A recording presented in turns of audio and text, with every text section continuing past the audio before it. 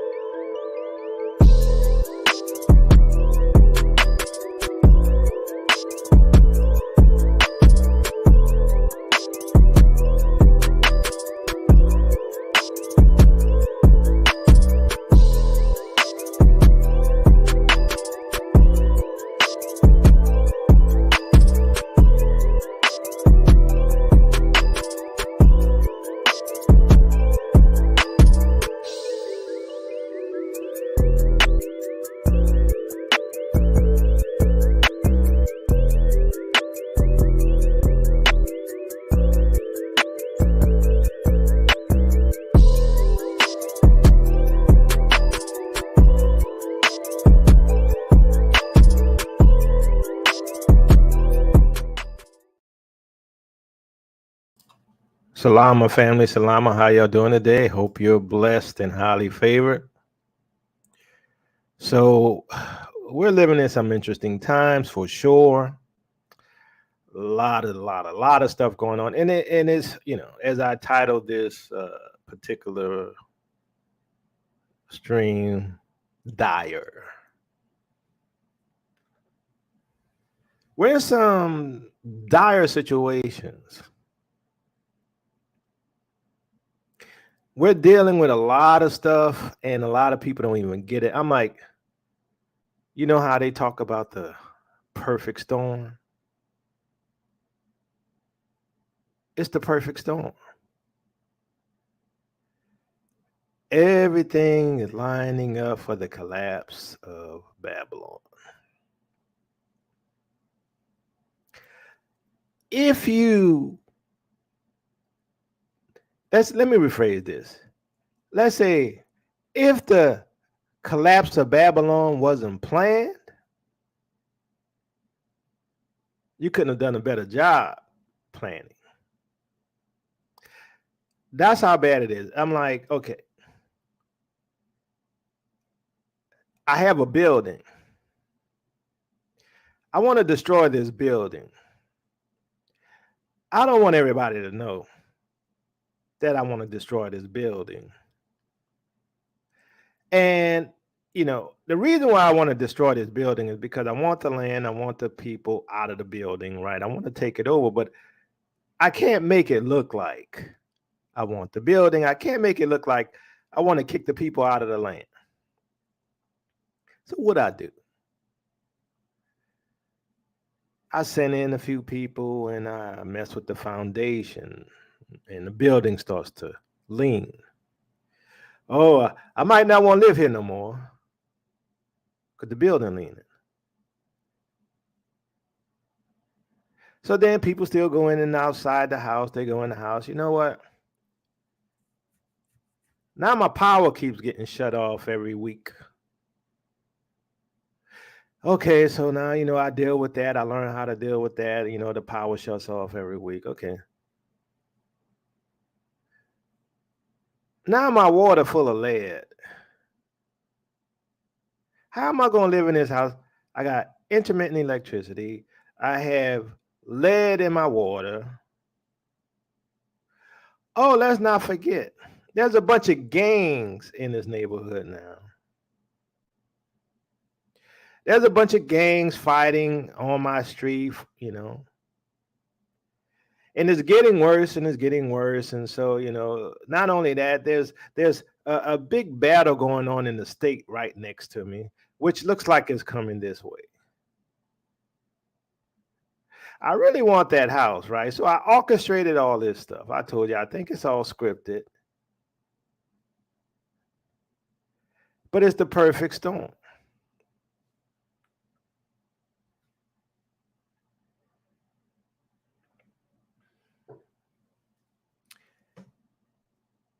Say after me, fam. Say after me.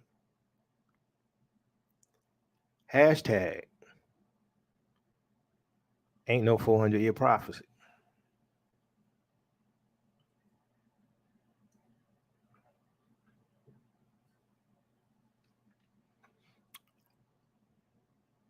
I just don't see how people can't see it. I don't know. I had some. I just be listening to some stuff, and people be like, "Oh yeah, we get reparations. I'm gonna build my house right here in America. I'm gonna buy me some land here in America, and I'm gonna build my business in America." And I'm like, "Don't you see the writing on the wall? Many, many tekel you force. You can't see that. Many, many tekel you force, and you can't see that."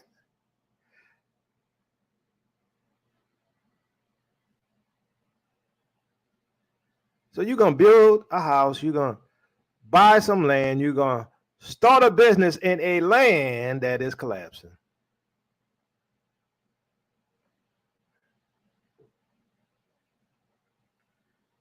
Oh, and by the way, if I don't stay in America, which some people say is our land, it's our land, it's our land.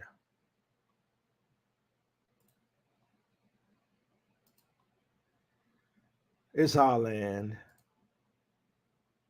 I'm not going nowhere. Yeah, well, you stay here in your land.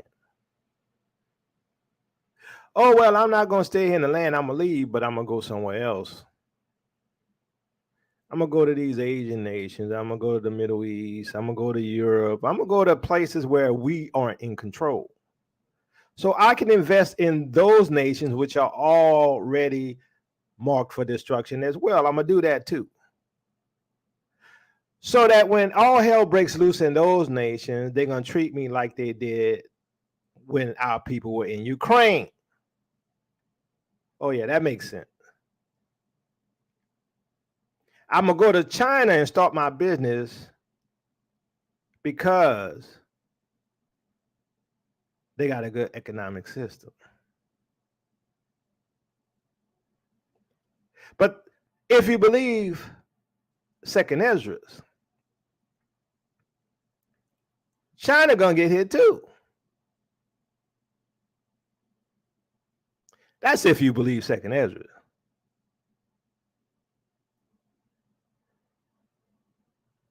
And so when all hell breaks loose in China, not only is your company going to fail because they're going to stop doing business with you, because they're going to do business with themselves, they're going to treat you like they did the Africans from Africa during the COVID pandemic. Oh, yeah, that makes sense to me. That makes sense to me.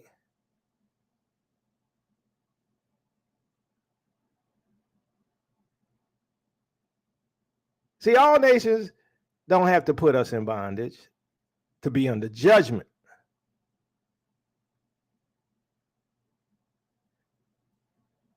The wicked shall be cast into hell, and all nations that forget Yah.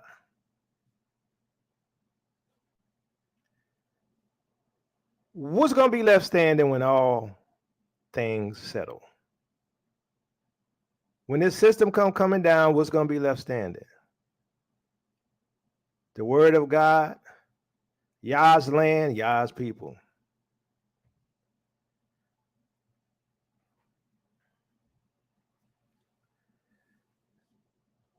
And I'm not here to debate anybody on nothing. You do what you want. If the most high guide you and lead you to Europe, if he lead you to Asia, if he leads you to whatever, that's your business, not mine. I'm not going there.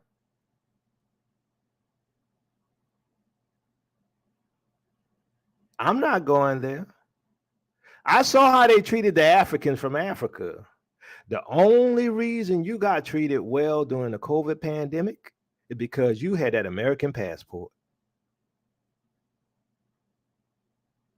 But guess what? Now they're about to go to war with America. See, the passport protected you during the pandemic. And you're not getting the full brunt of the social credit system because you're not a Chinese citizen. Oh, but when they start closing them borders, you're gonna see. You're gonna see that American passport ain't gonna protect you. Why? It ain't gonna protect you because you still a Negro. It ain't gonna protect you because now China don't have to please nobody, and China is at war with the United States, and now you're a possible enemy combatant. Make it make sense. Same thing with our people over there in all these other countries. They're over there in Jordan, they're over there in Turkey, they're over there in all of these places without Negroes. When things get bad, who they gonna blame? Oh, that's them Jews. It's their fault, right? That's what they do. Oh, it's them Negroes. It's their fault. All of this happening because of you Negroes. I'm like, what we got to do with all this?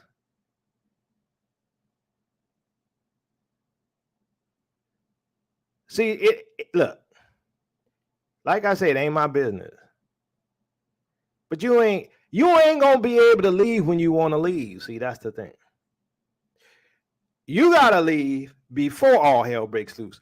You gotta leave before they lock down the borders. You have to leave before the war breaks out.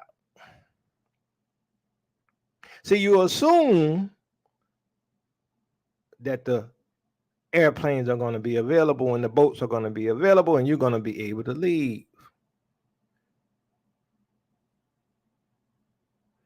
All those Africans who were stuck in China during the time of the pandemic, some of them got kicked out their homes.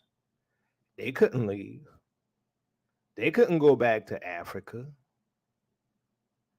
Like I said, that American passport protects you. But I ain't here to talk about that. I'm here to talk about we in some deep doo-doo. Oh, yeah. Babylon is shutting down. Oh, well, Tell Ministries just teach fear. Tell Ministries teach that flea doctrine. Like I say, all of you blind bats out there that don't have no eyes to see, oh, your Cobra being rough. Yeah, I'm being rough. You know why I'm being rough? Because we in some deep doo-doo. Oh, yeah. Oh, it is bad. Some of y'all just don't have eyes to see. All things remain the same since the fathers fell asleep. We ain't gonna never run out of the good pleasures of Babylon. We're not gonna run out of food, water, clean air. We're not gonna lose our rights. Well, you've already lost your rights. It's just whether or not they turn the heat up. Before I continue, Mr. Tell you any comment? Well, yeah, I think we have bad news like every 6 hours now. Look like, right? It's getting pretty wild out there. But I mean, those that have been pushing against us, make sure you don't leave this nation when things get bad. Make sure you put your stakes down here. Make sure you show that love to your nation when she under judgment, because this thing is winding up. And look, as my brother said, our people are only treated decently on the continent. The other nations still have that hate, right? Just like what happened in Ukraine. How in the world you have, these so-called Africans in your land coming to learn, going to the universities, and when your war break out, you tell them they can't go and they're not even part of this fight. Oh, but you can't get on that boat. You can't get on that bus. You can't get on that plane and go back to your home when you were an invited guest. And you're not going to treat your invited guests the way they need to be treated. You treat them less than the rest of the people there. Right? You got them starving, no food, no water. Right? And in China, I don't know how many of y'all seen those videos back during the CV time, like the jab time, but they were beating up Africans in China. Right? I'm like, okay, the world got the message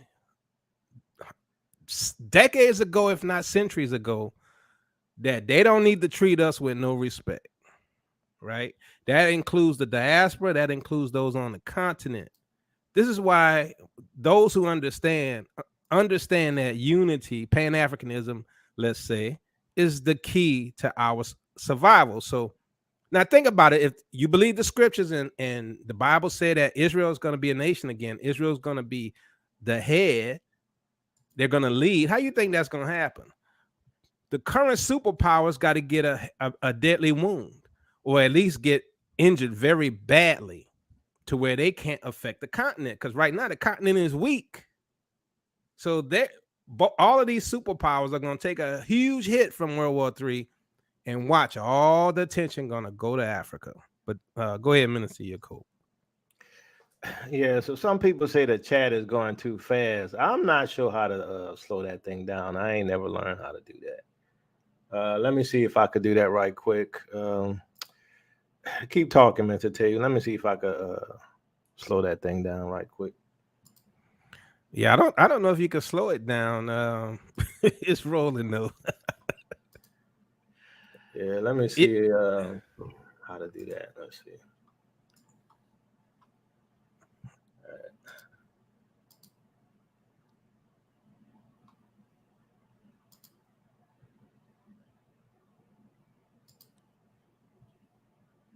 Big Red said there's a slow mode, but Yeah, how do you navigate that? What do I click on? Let's see. Yeah, I don't know.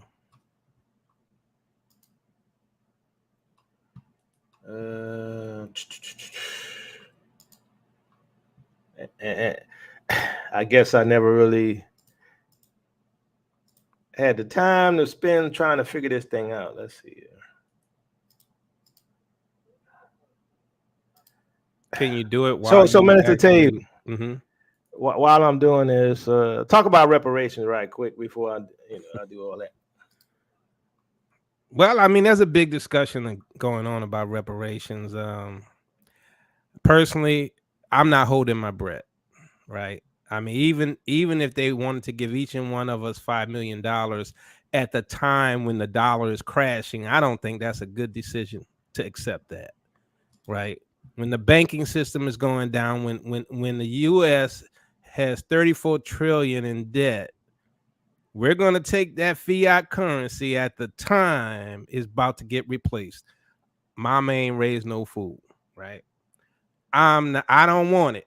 I don't want it. You're going to have to do something better than that. You're going to have to do something better than that, right? I'm going to tell you what I want to see.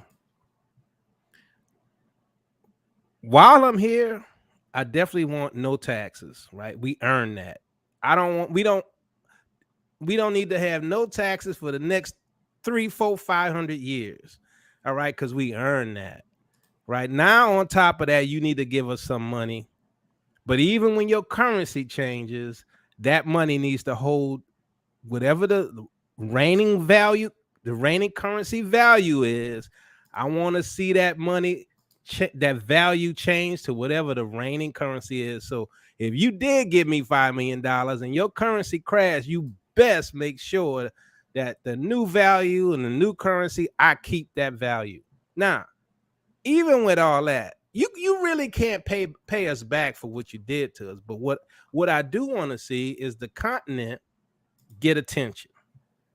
I want to see us get proper attention as we go back. Meaning, I want manufacturing. You know how they did with China, and you gave China all these manufacturing technologies and equipment, and you turn a third world nation called China into a first world power just because you gave them your tech. I want you to do that. Now, there's some tech we just not going to accept, right? We don't want no poison Wi-Fi. We'll come up with something else.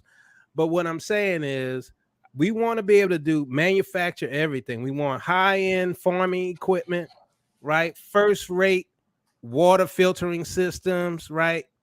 All of that, right? Everything we need to make the continent comfortable for everyone. Right? That's what I want to see. I want on a broad scale, I want to see all of us on that continent, and I want to see that continent thriving. And what it needs is industrialization, first-rate technology. Give me all that stuff you gave to China and let us put it over there. We'll decide what we want to keep, and the rest of that crap we'll throw away, because some of that technology we know we don't want. We don't want controlled media that brainwashes people. We don't want none of that either, right? We'll put a system in place where we entertain a different way. You know, You mean we shouldn't spend our money here in the United States? We shouldn't let NAACP control our money because we just dumb Negroes who don't know how to spend our cash. NAACP was put in place to keep us passive, to stop us from claiming what's due us. That's what the purpose of the NAACP is. They are not our allies, never was. If you think they were, I'm sorry. You're deceived, right? Nobody loves the Negro. Only Yah loves the Negro. Yep. So I'm gonna share some of this news. We're gonna talk about what's happening and how dire the situation is. I got slow mode working, so now I know how to do it. So praise the Most High. All right.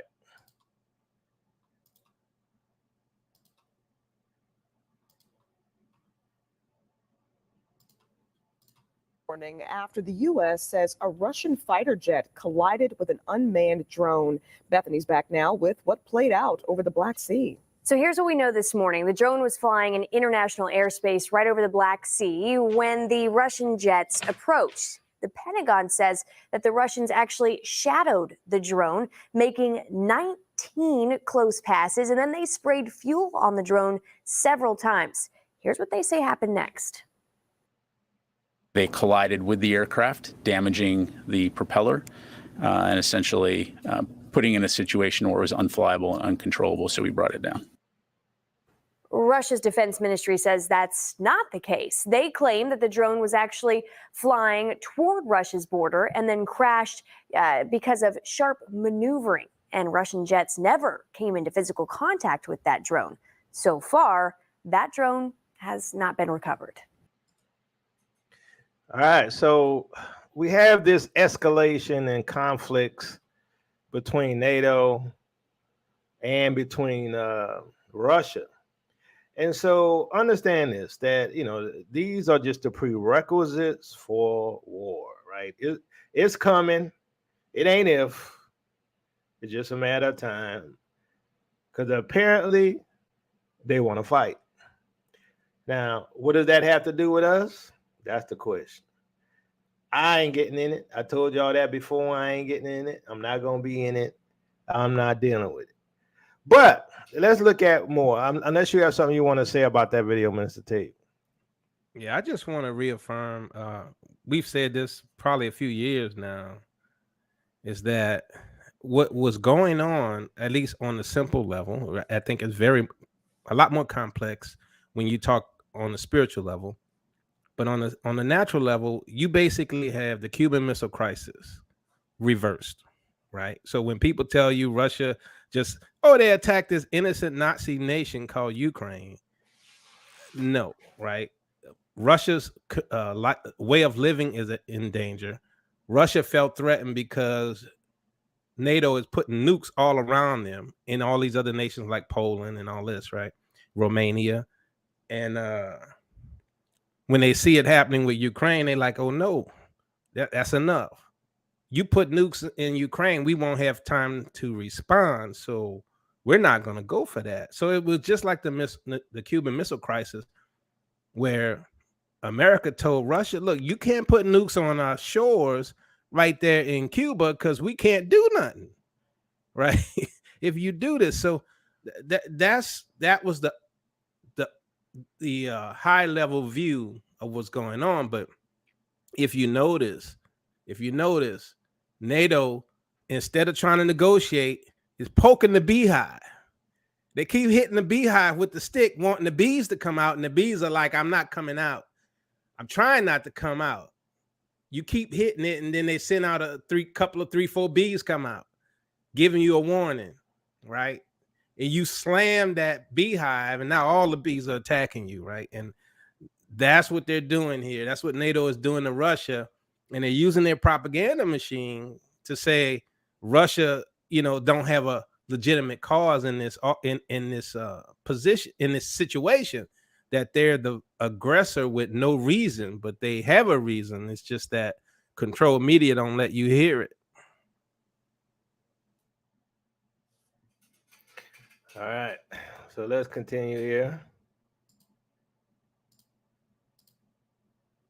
What is happening in Ukraine? Last night on the show, we asked you a question. Has America finally joined Ukraine's war? We told you the reason, the downing of the American drone in the Black Sea. It was struck by a Russian jet for flying very close to Crimea. This episode that has in fact unfolded in the last 48 hours is very striking. And we asked this question. An American drone which has strike capabilities, which America has used to carry out some very high-profile strikes, if that is found close to the battle zone, the question is obvious. Has America now officially joined the war? If it has become an active participant in this conflict? And tonight, there are these questions that are being echoed in Europe as well. Courtesy Seymour Hersh, a Pulitzer Prize-winning American journalist, the same journalist who in fact clearly pointed his finger towards the United States of America for carrying out the bombings that sabotaged the Nord Stream pipelines. He's now made another stunning claim. And what Seymour Hersh now says is that America has a plan B for Ukraine war, a plan B. Remember, this war is now into more than a year, and we're now talking about what America's plan B is for what is unfolding in Ukraine. And the plan B for the Americans will kick in the minute the Americans realize that Kiev may actually lose this war. So what exactly is this plan? Directly delving into the war, directly fighting the Russians, because if Ukrainians begin to lose, then the only option that the Americans in fact will have is to go into the battlefield themselves. And this is what is in fact told an American NGO recently. Allow me to quote Seymour Hersh's exact words. This is what he said: I am told that the game is going to be this. This is NATO. We are supporting NATO in offensive operations against the Russians, which is not going to fool the world. It is us fighting Russia. This, remember, is a sensational claim. The question is, what made Seymour Hersh to say this? Why does he think that Americans, in fact, have a plan B? The Joe Biden administration, which has been at great pains to try and assure the Ukrainian people that America will do everything it can to fight off the Russians, why does Seymour Hersh now say that America's plan B is to, in fact, fight the Russians directly? Now, Hersh says that this is not something that he's deduced, but he, in fact, has some solid inputs that he's received from his friends within the American administration. He's also pointed at certain recent developments that have taken place to justify his claims, developments such as these. America's decision to dispatch its 82nd and 101st Elite Airborne Divisions close to the Ukrainian border. Now, for the unversed, in October last year, America, in fact, deployed its 101st unit just miles away from Ukraine's borders, and this happened for the very first time in nearly about 80 long years. All right, so according to this particular news channel and just many other news items that's out there today, America's in this war, right? America has sent a whole bunch of troops on the border of Ukraine and Poland. America has nuclear subs in the oceans now. America is flying more into the Black Sea area, which is why they had the incident with the drones, right? So right now, okay, it's getting hot, right? Now, here's the thing. When I say things are dire, it's not just this war. Now, this is probably the most dire situation for the planet. But everything, see, that's why I don't understand some of y'all. I really don't. I really don't understand some of y'all. Y'all like, oh, I'm about to go build my new house tomorrow. And oh, you know what? I'm gonna start a business here in Babylon. And oh, you know, if I get reparations, I'm just gonna invest more in Babylon. And you know, because this is our home too, and we built this land out. Our ancestors built this place. Oh, I ain't going nowhere. Oh, I'm not fleeing, but the Bible says you're going to flee. So right now, the question is America involved in this war? Well, America has been in this war, but now they're going to be directly involved, right? Directly. Before it was proxy, right? That's how they do today. They do the proxy war first, and they soften you up, and they run analytics on your movements and your weaponry. But here's the other thing. I still think it's all scripted. How can that be, Jacoba? I think it's all scripted. I remember like 30 years ago, I was listening to this white guy. I don't remember who he is. And this was during the time of the Soviet Union. And he said, when the New World Order starts coming to power, what's going to happen is America's going to become the evil nation, and Russia's going to, or Soviet Union's going to become the righteous nation, basically. That's exactly what we're seeing. But here's the thing. When you look at what's happening, who has the moral high ground? It's not the U.S. Any comments, Minister Taylor? Well, yeah, I mean, it's not any of the Western powers. I mean, they're the promoters of iniquity, and so, I mean, who do you think has the righteous fight? The one that says, "I want my families and my children to grow up in a biblically righteous nation."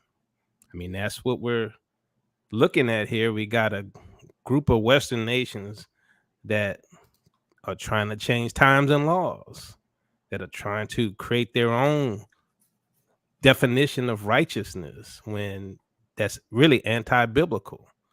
I mean, if we have a group of nations that decided their sense of righteousness opposes the Bible, then who's the righteous nation, and what's the future of those who are in those nations? I mean, what can we expect in the coming future if these Western powers continue to push the agenda they have? One thing I could tell you for sure, they're going to outlaw the Bible at some point, right? Because now that they've gotten most of these nations to accept all of these new ideas, you know what I mean? These alphabet ideas, these pronoun ideas. Now the Bible is hostile to mankind. They will outlaw it. Minister Jacoba. Well, here's the thing. I'm not so sure about that. And the reason why is because right now it's the whore who's really anti-Bible and anti-morality.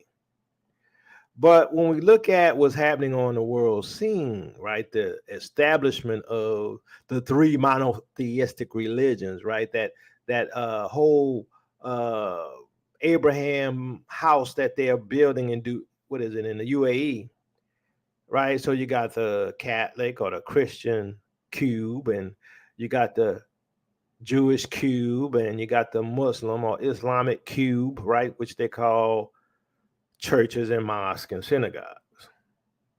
So there's obviously a role they got set up for religion. Well, yeah, but look, what they're doing is, put it this way: what's going to be outlawed is the Bible we have today, right? Because the Bible they're going to, the Bible they're going to have will not offend. It's not going to offend, just like Christianity has been doing for the last 100 years, right? Exactly. So here's the other thing, right? I'm gonna share this particular short video about the morality, and you can't argue with it, right? She's right. But let's look at it. I gotta agree with Putin when it comes to this statement about the West. The West does not understand. Of course, they target the young generation in the first place. And here again, they are constantly lying. They're distorting historical facts. They do not stop to attack our religion, our culture, our traditional organizations in the country.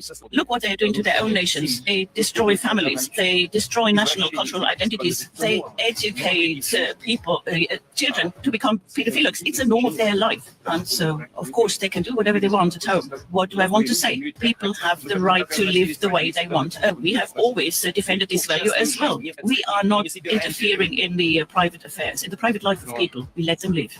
We have religion as well. In the books of religion all over the world, it is said that a family is the union of a man and a woman. And those holy texts are being called into question. The Anglican Church, for instance, plans to look at the idea of a gender-neutral God. What can we say? I mean, do they understand what is happening? Millions of people in the West understand that there is a spiritual disaster happening in front of their eyes. People go crazy. But that is their problem. We are just committed to defending our children against degradation. Okay, I gotta. Can anybody argue with what was said? Did he lie? He didn't lie. He told the truth. America in trouble. They're promoting pedophilia. They're promoting all kind of stuff that's anti-God, anti-religion. And he talked about monotheistic beliefs and religion, right? All sound good. Can't argue with it. Here's the thing. You got to look at the traps. Like I say, I like to make a comparison with chess. You got to look out for the traps that's being set. Well, you can't argue with anything he said. He's right. But here's the thing. Like I said, you got those three monotheistic religions that's already set up to take on the morality or the new morality that's coming after the fall of Babylon. And they're going to say, look how bad Babylon is. Look how bad Babylon was. Babylon is no longer. Now we have a new righteous religious system. And all of these religions are going to come together and say, we're for peace, security, love, and morality. And you're going to be like, I can't argue with that. So then what is the agenda? The agenda is unity. The agenda is to implement the new system order out of us, right? You have to create the stress, the trouble, the chaos, so that people could come in and rearrange everything. That's why it's called the Great Reset. See, if you're not linear and you can see abstract moves, it's a bit clear. And so, like, Putin is talking about a multipolar world, not a unipolar, like we have right now, where the woman rides the beast. The woman controls the beast. It's a unipolar world right now. But they're creating this multipolar world, but it's all going to be united through the United Nations, which what? Unites nations, which what? Unites multipolar world into one. So they still going to do it. But as we see in the scriptures, the 10 hate the whore. They're going to burn it with fire and give their power to the beast. That's the plan. But the scriptures also state, in the days of these 10 shall the God of heaven set up a kingdom that shall never end. So when people tell you, oh, you know, this don't mean that, you don't have to worry. No, you need to be concerned. You need to take measures. You need a plan. You need to pray. When people tell you, oh, you know, they're just talking about reparations just to talk about reparations, and it has no biblical base, you might want to look twice. It's just coincidence that all this stuff happened after the 400 years. It just so happens that the world is at the brink of World War III after the 400 years. It just so happens that they're talking about reparations, but it has nothing to do with prophecy. You're going to get the reparations and you're going to take it and you're going to spend it here. But guess what?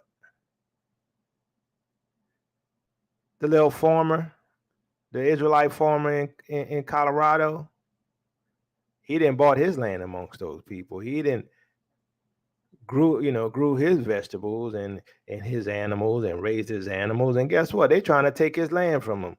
They didn't kill his animals. They're trying to kick him off the land that he bought.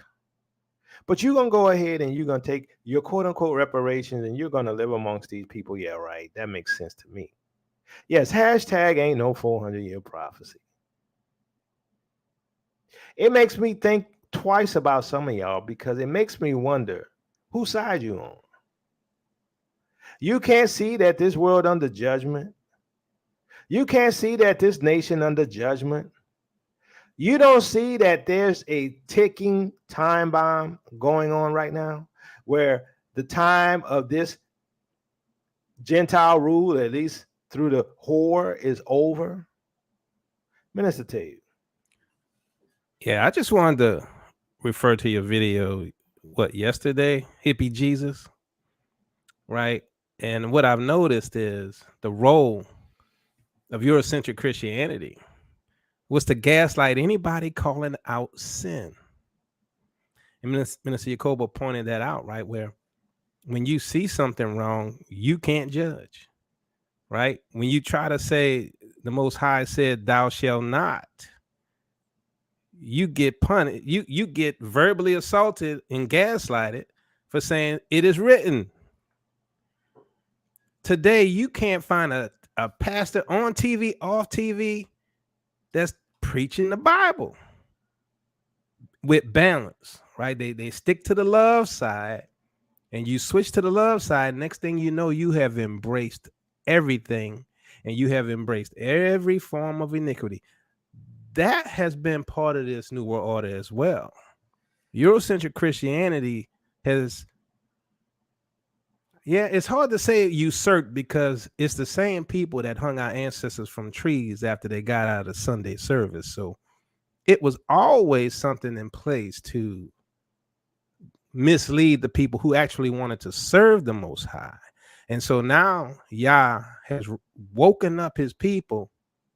And from that awakening, you can clearly see all these events that are happening because it's time for our deliverance.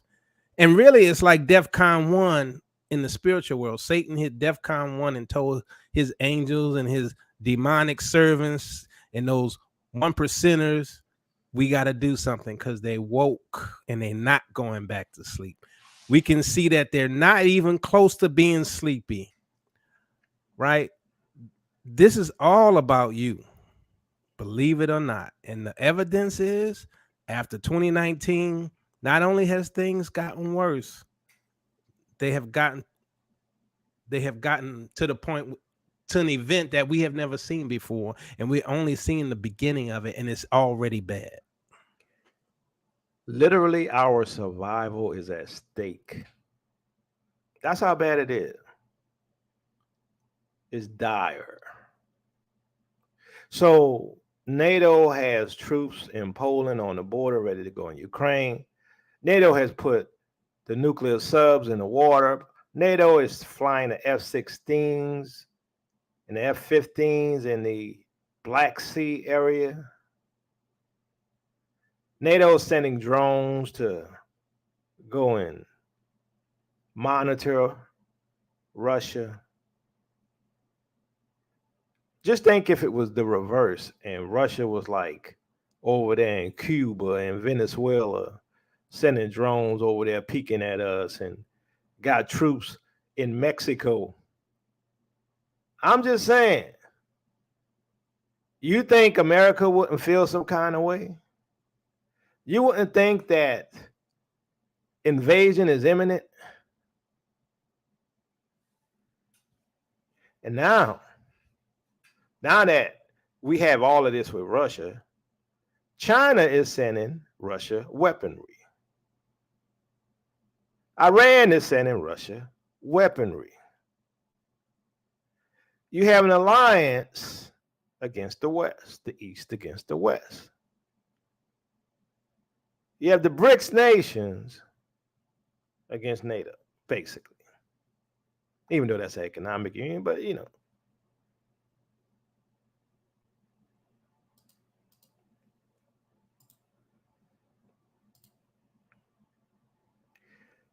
All right. China has launched hundreds of satellites to target U.S. Space Force chief says. Beijing is developing anti-satellite missiles, electronic jammers, lasers, and technology that can move rival orbiting platforms. I'm not going to read the rest. Ain't no 400-year prophecy, though. Tell Ministries teaches flea doctrine.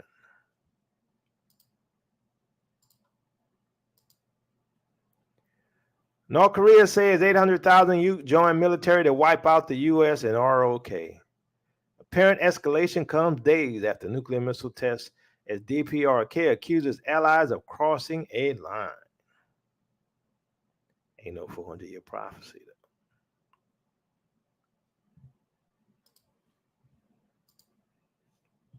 though. Nah, Minister Yacoba, it's the rapture coming. Oh, yeah, they're waiting on that rapture. Yep, they're going to be caught up in the twinkling of an eye. They're going to still be waiting when we go back home. Yep. Flash, Russia to practice sub-launched nuke strike against U.S. from subs in Pacific Ocean. Russia got nuke subs out there. America had nuke subs out there. It's getting bad. Ain't no 400-year prophecy, though.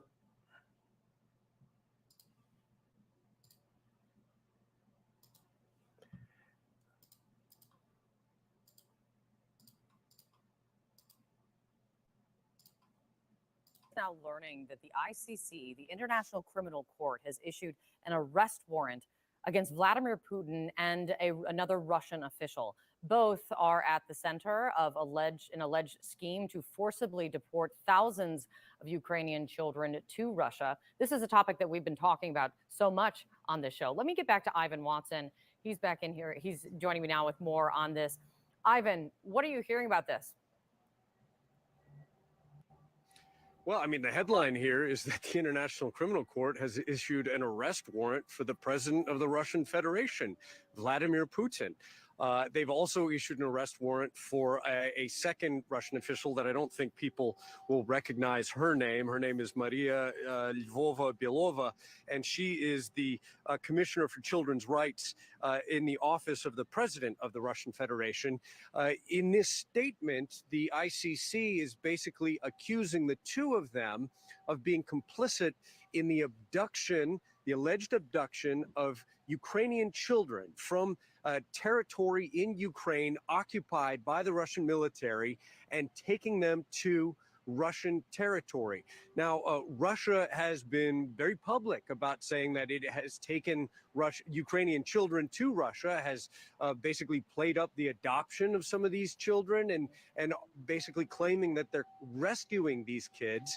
The ICC clearly views this very differently, saying that this is illegal what it's doing, and has taken, I think, a very precedent-breaking step of, again, issuing an arrest warrant against Vladimir Putin himself, against one of his top officials, accusing them of kidnapping Ukrainian children, basically since the start of the Russian invasion of Ukraine last year.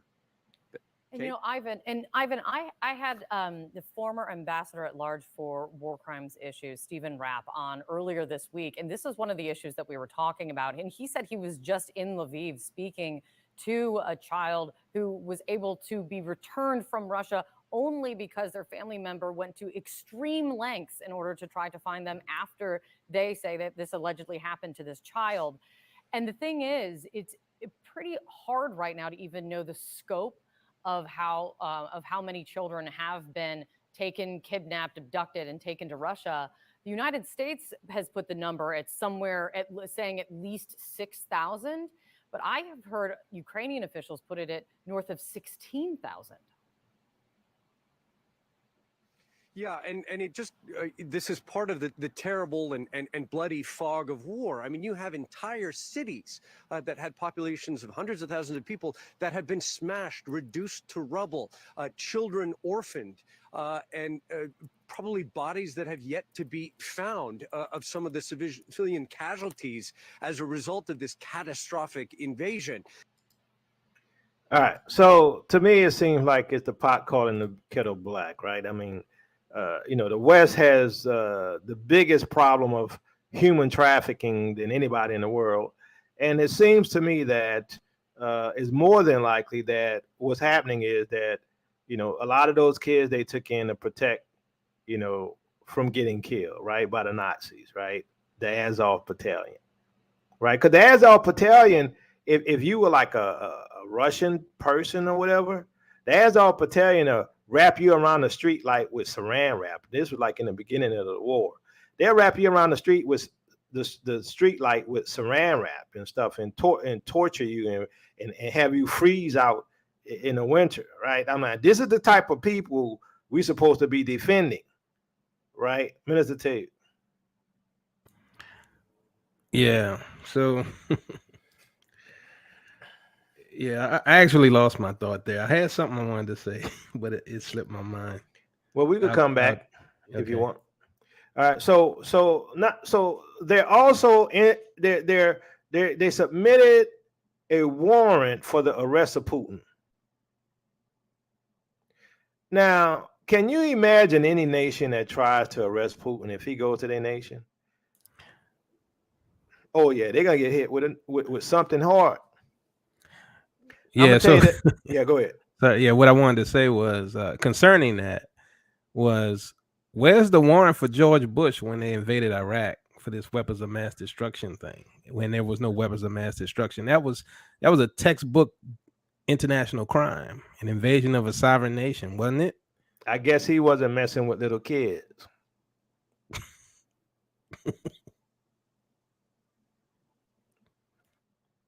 I mean, that's just the way it is, right? So anyway, they got an arrest warrant for Putin. Let me ask you, do you see the dominoes? Do you see the move of the chess pieces, right? You can see the move of the chess pieces. It's the setup. It's the setup for the final move. It's the setup for the final hit. So not only do they have an arrest warrant for Putin, guess who else they're coming to arrest?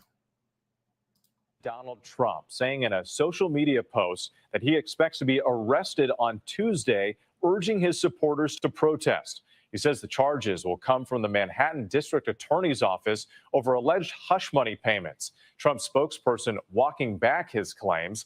Tonight, reaction from both sides of the aisle, including former Vice President Mike Pence. Here's ABC's Jay O'Brien. Tonight, former President Trump claiming he expects to be arrested on Tuesday and telling his followers to protest. In a post on his social media app, Trump saying he believes the charges will come from the Manhattan District Attorney's Office and stem from alleged hush money payments that Trump made to adult film star Stormy Daniels during his first presidential campaign. ABC News has not verified the claims, but later a Trump spokesperson appearing to walk back the post, saying there's been no notification of charges from the DA, blasting the investigation as a witch hunt. Prominent Republicans rallying to Trump's defense. ABC's Jonathan Karl pressing former Vice President Pence in an exclusive interview for This Week. He's calling on people to protest, to come out and protest, take our nation back. We know what happened the last time he said that. Well, John, the American people have a constitutional right to peaceably assemble. The frustration the American people feel about what they sense as a two-tier justice system in this country, I think is well-founded. I believe that people understand that if they give voice to this, if this occurs on Tuesday, that they need to do so peacefully and in a lawful manner. On the Democratic side, former Speaker Nancy Pelosi tweeting, "No one is above the law, not even a former president of the United States." Well, throughout history, the presidents of the United States have been above the law. They've gotten away with worse things than Donald Trump has ever done, right? So I'm like, this is all politics, but think about the timing. Think about the imagery. Think about the chess pieces. Think about the fact that there's a warrant out for the arrest of Putin. There's a warrant out for the arrest of Donald Trump. Who's next? Well, right, didn't Bill Clinton pay off Paula Jones? It was hush money too. I mean, it's like, isn't this what they do? It's called hypocrisy in this circle. That's what they do. But here's the thing. Look at the timing. Why now? Why is there an arrest warrant for Putin? Why is there an arrest warrant for Trump? Because they're going to make it so hot in here, you're going to have to take off all your clothes. I know that wasn't funny. Bottom line is, timing is everything. Putin and Trump at the same time. So the idea is international heat goes up, national heat goes up, civil war breaks out while world war breaks out. It don't take a rocket scientist to see the plan.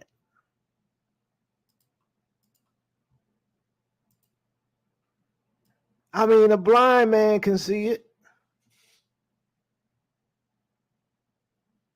A blind man can see it. Stevie Wonder can see it.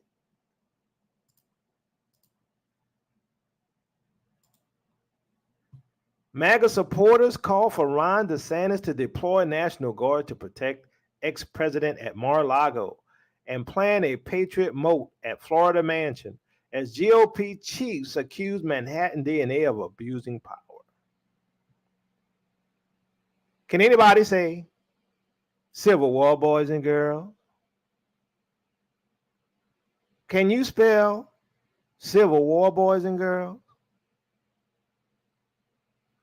Trump supporters are demanding that Ron DeSantis refuse to extradite the former president to New York. Some are even demanding he call in the National Guard, as fans say they will surround Mar-a-Lago and block traffic.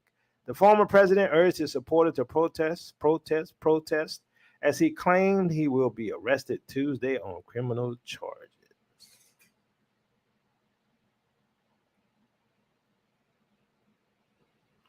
It's all scripted. And it's going to bring this world into turmoil. While you think how you're going to spend your reparations in America. Any comment before I move on, Mr. Tate? No, I was just like, you had me thinking Eddie Murphy with that one.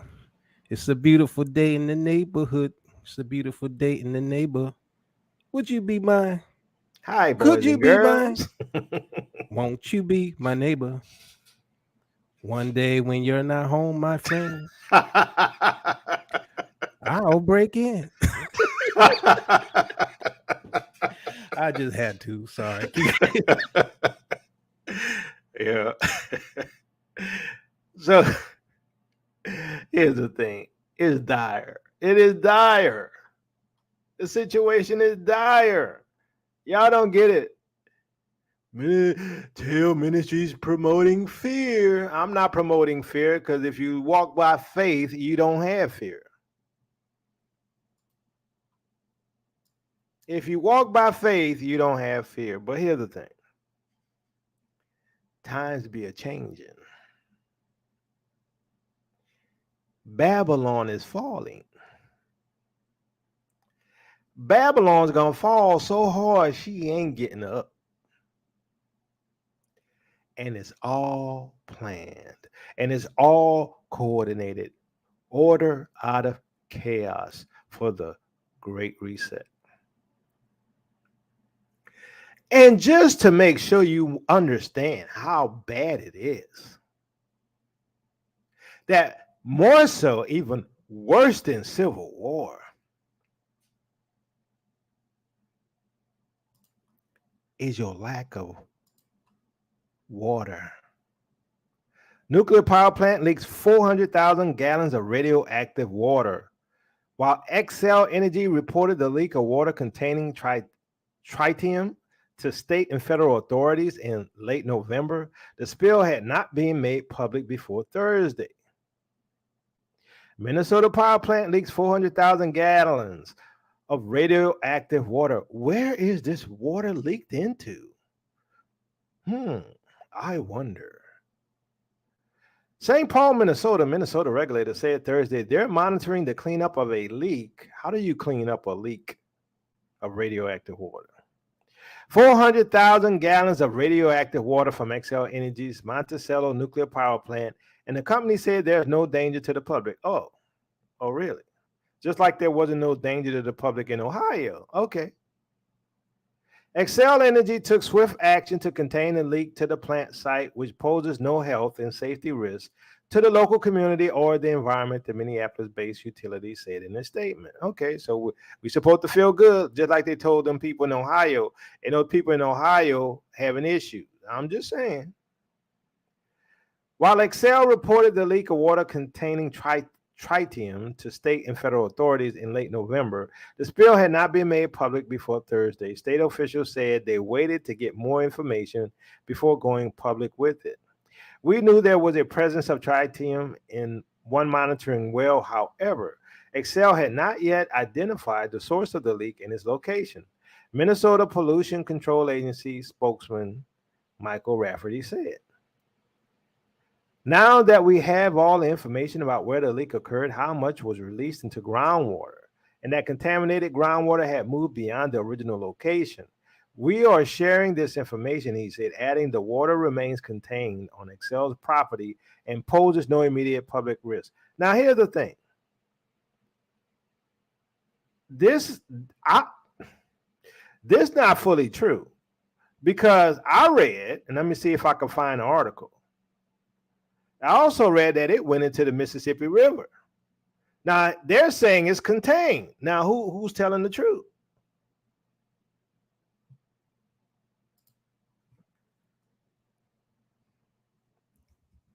What do you think about this, Minister Taylor? Well, I'm just wondering, when does a coincidence stop being a coincidence between the trains that are turning over chemicals and spilling them into the water, to radioactive waste spilling into the water, to, farm, what do you call those, warehouses that have food burning up? What is it like? I thought last time I saw it was like over 40 warehouses. I'm like, when does a coincidence stop being a coincidence, and is it happening on purpose? Well, that's the question, Minister Taylor. I mean, we've had like how many derailments? I mean, probably close to 10, like in the last month. I mean, do you think that's coincidence? Do you think all of these accidents that poison the rivers, poison the land, poison the animals, poisoning the air is a coincidence? You there? Oh, okay. I thought that was a rhetorical. No, that was to you. That's my question to you. It's hard for me to think it's a coincidence. There's no way I can say that. The probability odds are astronomical when you're trying to calculate the reoccurrence of all these things back to back within weeks and months. I'm sorry. It can't be a coincidence. So here's an article about the 400,000 gallons and where it's located. Let's see.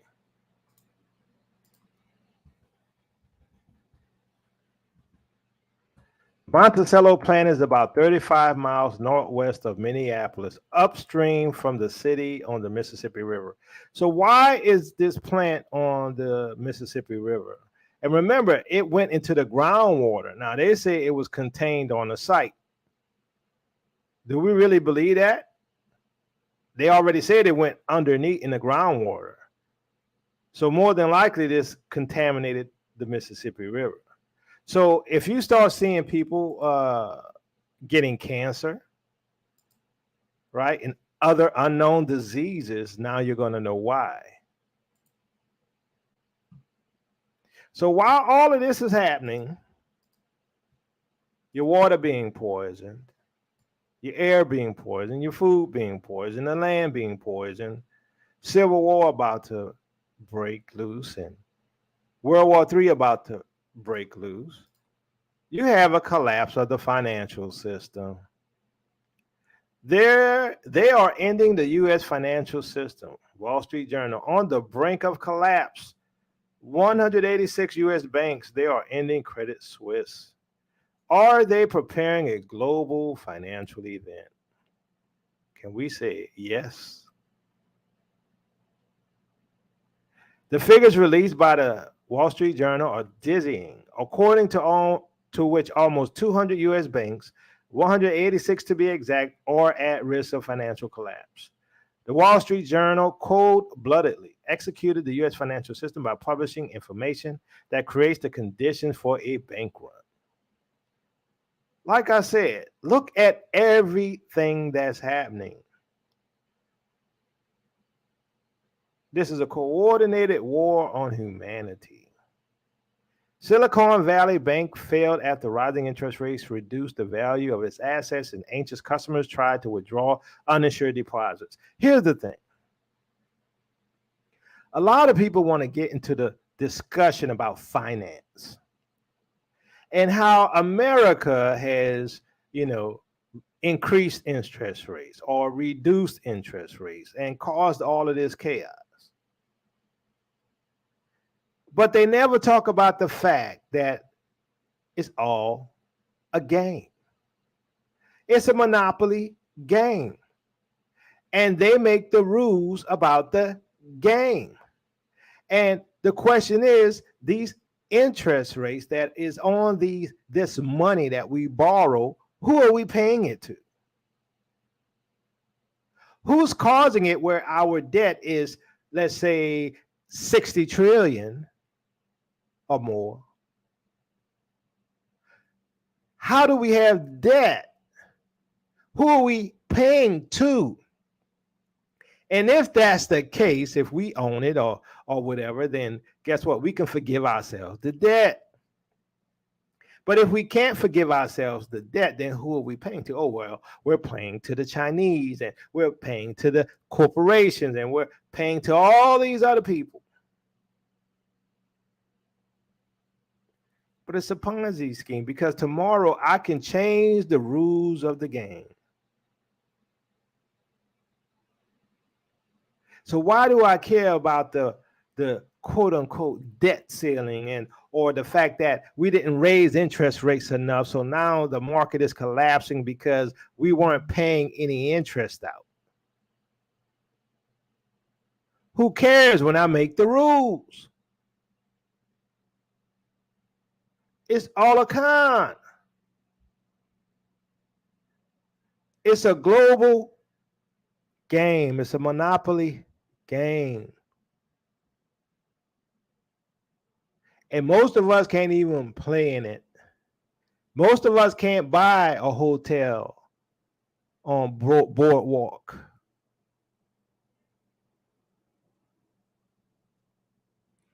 We can't even play the game. Well, once they got rid of the gold-backed currency, that was a wrap, right? Because everything was a debt-based system, and so to keep the lifestyle going, they just increased the debt, and the whole system based on debt, and they convince everyone else to buy their debt. Hey, we good for it. We good for it. $34 trillion later, right? So knowing you can't pay that kind of money back, so what do? Reset, hit the reset button. And according to them, you're going to accept the reset. You're going to go along with it, even though you the one been getting robbed all this time. So I'm going to play this last video, and then I'm going to put the link out for those who want to come on.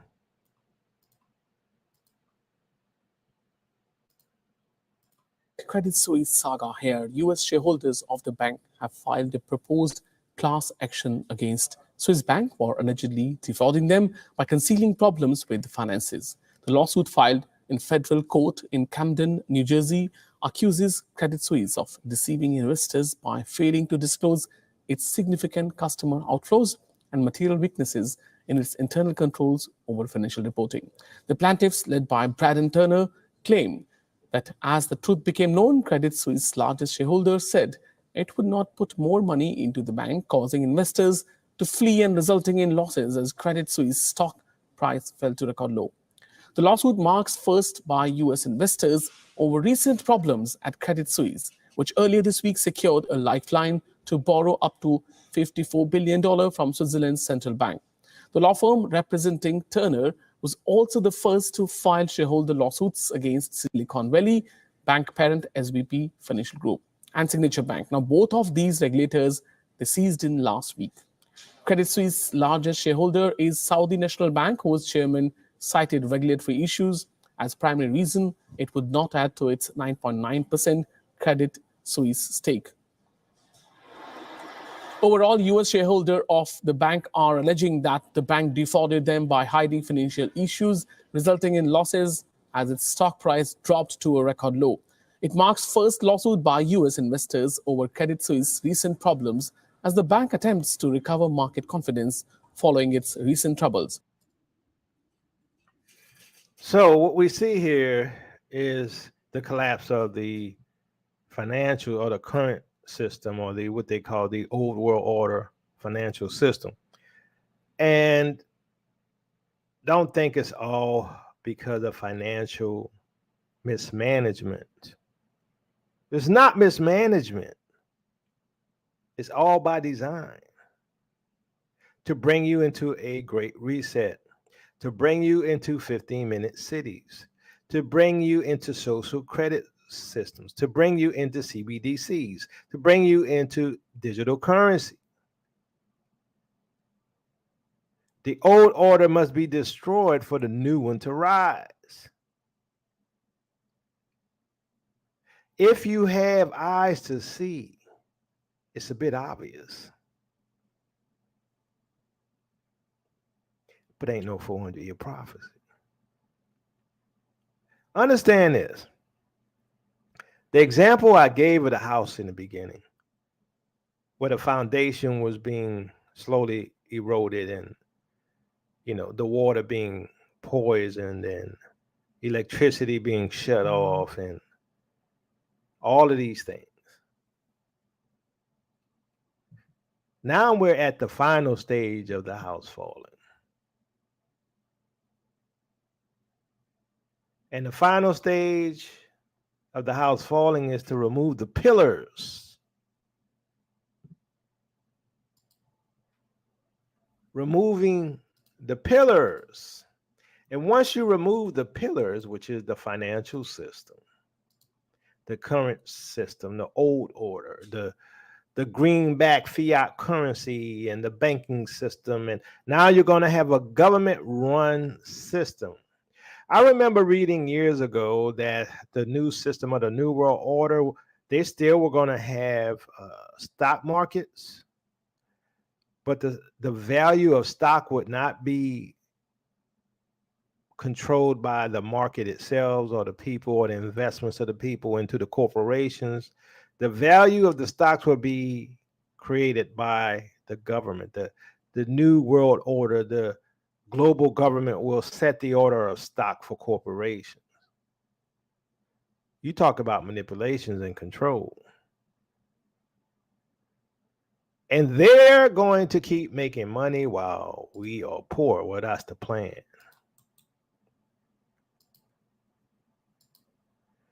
All right, I'm putting the link out there for those who want to come on. And we're going to talk about the dire situation, and do you see it for the trouble it is, the issues that we have being severe or dire. Brother Oral, welcome. How's it going? How you doing? Hey, Brother Tayu. I think Brother Minister Yakoba. stepped away for a sec. Hey, Oral, how's it going? It's going okay. I tell you, I'm fully convinced that only the people that the Most High has woken up, that have eyes to see and ears to hear, are going to be a part of this. Because just having conversation with people, it's like they don't see it. I was having a conversation just yesterday with a sister that actually she went to college for finance. And she's saying, oh, no, the banks are going to recover. Oh, there's no way the banks can fail. And I was like, no, it's going to fail. And it's like you can't convince them that you can't have something that's just made out of thin air backed by nothing continue on forever. It has a lifespan. And so you see North Korea getting ready to do stuff to America as far as with those long missiles. You see China getting ready to invade Taiwan. You see America trying to itch to get into the Ukraine, and Russia doesn't even have its main forces on the battlefield yet. All this is getting ready to pop off, and yet still, guess what? Guess what? What? I'm going to tell you. Yeah. Guess what? We listening. Can you hear me? Tell you There's no something we- 400-year prophecy. Yeah, ain't no 400 Exactly. There you go, Dave. There you go. Dave, And I right on rest it. on that. Oh well, I guess we all about to find out if there's a 400-year prophecy. Yes, we will. We already know though, don't we, Oral? Yes, we do. Yes, we do. Because like I said, the Most High is given who he choose to give discernment to, and they see it coming. But the rest of the world, they're going to think that, oh, we're going to recover again. I'll rest on that. The interesting thing is going to be all of those haters out there who keep attacking Tail Ministry. Y'all about to feel some heat, and you're gonna be wondering why that heat getting all hot under your butt. Because you ain't listen. Thank you, brother Oral. Brother Fast. Yes. Shalom. Everything that you and your brother have said has been dead on, so I'll be quick. There's no need for me to rehash. So what Brother Oral said, I totally agree, because I just can't understand how even myself, I have shown multiple times people things that are just so clear, but they don't see it. So I guess, it goes back to this whole thing about the remnant, and it's just not, either it's not meant for the people to see that we think, or it's just not their time. But the thing that people have to also understand, Ukraine is this small country. It's really not about Ukraine. They're really going after the Khazarian mafia, because they control the finance. They're trying to take down the system, and they're just putting all of these other things like the derailments. These are just all side distractions. But like you said in your show last week, if people are not diversifying, if you just have US dollars, you're going to be in a heap of trouble. You need to have some silver, some gold, some crypto, even some other foreign currencies, because if you just have the dollar, you're going to be in a wealth of pain. For real. All right. Let me get back here. Brother Steve. Hey, bro, appreciate your ministry, man. I mean, to Fast Nickel and Oral, man, ultimately the remnant is those who love the truth.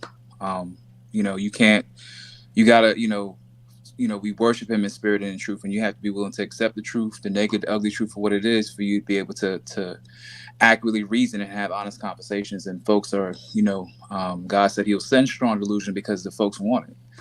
And that's ultimately what it is, and they're gonna pay for it by fire, And I believe by grace, some will get it when it gets hot enough. But for the rest of us who are trying our best to serve him in spirit and in truth, he has opened up the truth of what's happening to us, So I think that's just what it is, and ultimately, all of us will have a choice along those lines. I'll tell you, I went back and I've been reading "Behold a Pale Horse" by Bill Cooper, man, and there was a chapter about how this guy had sued the federal government back in Houston back from the 1970s because they had documentation about plans for slave labor camps and control and a nationalized police force and the economy and all these other type of things, and how folks have to stand up. And all that struck to me was just the irony of it, right? The flagrant hypocrisy that the whole time as you sitting here trying to fight, you two warning about folks going to slavery, we've been slaves the whole time. As our people have been slaves the whole time. The 13th Amendment reinforces on a daily basis that you stomped on our people for centuries, and at the exact same time you're doing this, you're sounding the alarm about coming slavery. No, it's recompense. You can't in one hand, like the guy who's I think from Rhode Island, give me liberty or give me death. You're screaming for liberty, but at the same time you got slaves. It's flagrant hypocrisy. It's recompense. and that's what it is. Ultimately, these folks are going to fall in the same trap that they have been profiting from for hundreds of years. Yep. And my last point being, you know, I shared with you, Mr. Yacobo, from a while ago about the different, kind of prophetic dreams from an astronomical standpoint. And I'm not sure if some of you guys are familiar with the guy Tim Alberino or not, but he has a book about kind of the new post-human age that's coming. And ultimately, what we see is that these kings are giving way to the same fallen angels that they have been serving, and there will be two kingdoms. There will be two very, very distinct kingdoms on the earth: the kingdom of the Most High and the kingdom of the fallen angels and the dragon. And this is the transition point. It's going to come in fire and in blood, but I believe those who are covered in Him are going to be safe. And ultimately, as Minister Yacoba and other truth ministries have said, that our job is to remain faithful and to come out of this system. And we can argue all day long about there is no 400-year prophecy. That's fine. Y'all pay for it in flesh and blood. Y'all gonna pay for it in blood, man. Yep. That's just what it is. So that's my comments. I'm out. All right, thank you, Brother Steve. And also, I want to say, panel, if you don't have any more questions or anything, if you could drop to the back, and I could let other people on. All right, Brother Karras, how's it going? Hey, shalom, family.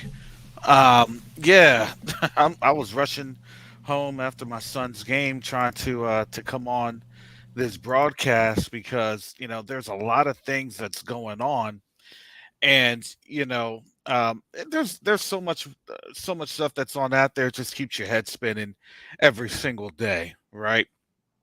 And just first and foremost, don't live in fear of what the Most High is doing. Because why? Ultimately, he's doing this for our benefit, right? So that's what I want to, say first and foremost. Now, getting back to where we're at in this reality of where we're at, Minister Yacoba, Minister Teyu, I don't know about you all. I'm still sticking fast to about my, late April, early May time frame that This year?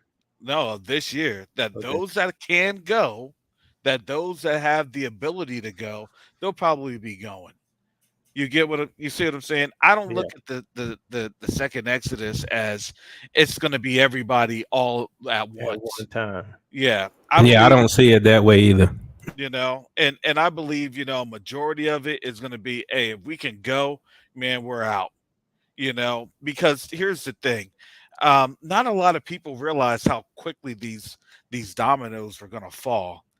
And when you see these dominoes falling the way that they're falling, and it's all conflicting reports, right? One report will say one thing, another report will say something. Russia will say something, the US will say something, China will say something, the US will say something. So you really can't get a great discerning apparatus, I'm going to say, from mainstream media, because they're just going to lie to you. All you know is something's going to happen, and when it happens, it's going to be bad. And that that's kind of the way that things are lining up. Now, for one key point that I've made, and I had said this on Sister E's channel, there's a couple different things that goes on when you're talking about international transit, right? In terms of aviation, and when you're talking about nautical transit, and it's a thing called transponders. Every single craft or vessel that travels internationally has a transponder on. If you don't have a transponder on, you're doing something for the man, or you're running drugs. I mean, that's that's just how it goes. Or your enemy nation, right? Bingo. Bingo. There's bad intentions for that craft that doesn't have a transponder. So let's not get carried away into the hoopla of, oh, they did this, they did that. First of all, look, something had gone on to why jets were scrambled. If it was just something routine or something regular, which had been, and I'm going off a Canadian prepper when he said, look, this thing had been routinely up in the air for the last couple weeks. without any provocations. So then what was the provocation? Well, when you turn off your transponder, that's a provocation. If you're not trying to let yourself be known, you're doing something. Yeah. But I just want to say this. The picture that the US sent seemed like it was a CGI picture generated video. That does not seem very real. It seems CGI. I'm not going to speak on that because I really don't know. You see what I'm saying?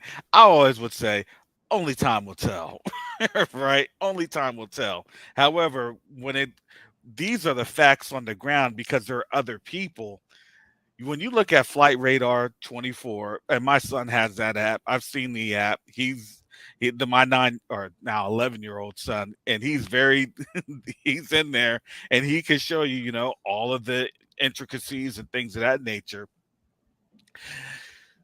It's a commercial device that's utilized by hundreds of thousands of people, whether you're doing it professionally or in some sort of a professional manner or in a non-professional type of setting, right? Hobbyist or enthusiast. But people are looking at that and they're seeing it, and you just can't have something go down all of a sudden. That, especially in a war environment, come on now. We have to put our heads together, or you have to you have to put the pieces together and ask the Most High to give you discernment on this one. Now, in terms of the banks and things of that nature, it's a domino effect. And the domino effect is once you have stress on one particular banking enterprise, the stress is always all the way around. What it does is that it was a crack, that crack produced fissures, and now everybody's on thin ice. Y'all remember those games at thin ice, with the marbles? How many marbles can you pile up on the tissue paper? Right? If your marble doesn't fall through the tissue paper, then you win. Well, guess what? A whole bunch of marbles started falling through the tissue paper. And now nobody's going to win. No matter what they give us or try to say, here's reparations. And we're seeing this globally with Tanzania dealing with India directly without any US dollar involvement on certain goods. This is a big deal. Because why? Because that's the global hegemony. Everybody had to use the dollar. Why? Because Babylon's cup for the nations to get drunk off was the dollar. Did we not already see this? And Jacoba, was this not already said years ago? What's that? Babylon's cup. I know Tayu and Jacoba had been saying this for years. Babylon's cup was what? Full. Currency. Oh, okay. Money, currency. Because where was that currency from? Our sweat, our blood, our tears.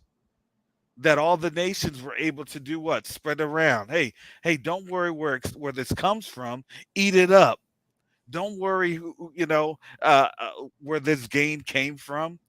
Just take it and shut up, right? Take the cash and just go. Now, when we are telling the nations, now you're getting money because of us. Y'all are rich because of us. Now these nations that don't want to partake in judgment, this is what they're trying to do.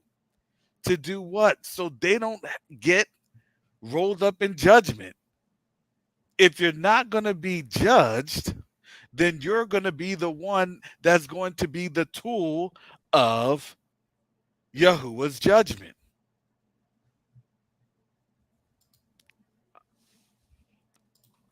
And we're seeing this clearly, I think, every single day.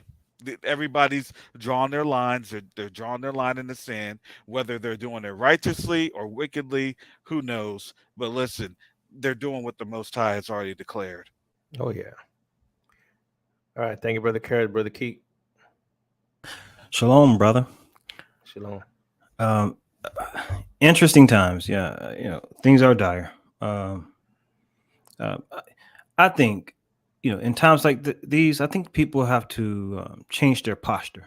I mean, like this linear way of thinking and just simplistic, like thinking and like lifestyle and like plans and just, oh, I'm just gonna float around like a little butterfly and just like go out to eat on the weekends and just, whatever. Just like just what people are accustomed to doing.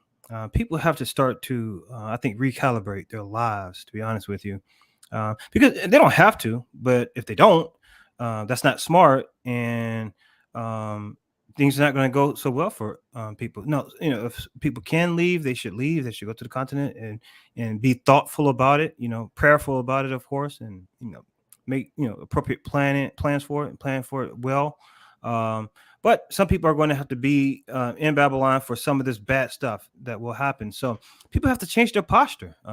They just will have to. Now, so at some point, people have to balance their faith with practical stuff.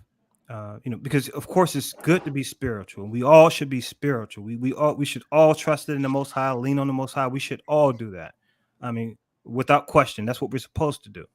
Because Scripture says that the just shall live by faith. That's how it goes. But some people, though, I think they focus on that, and I think that they use that as an excuse for a lack of preparation and a lack of thinking.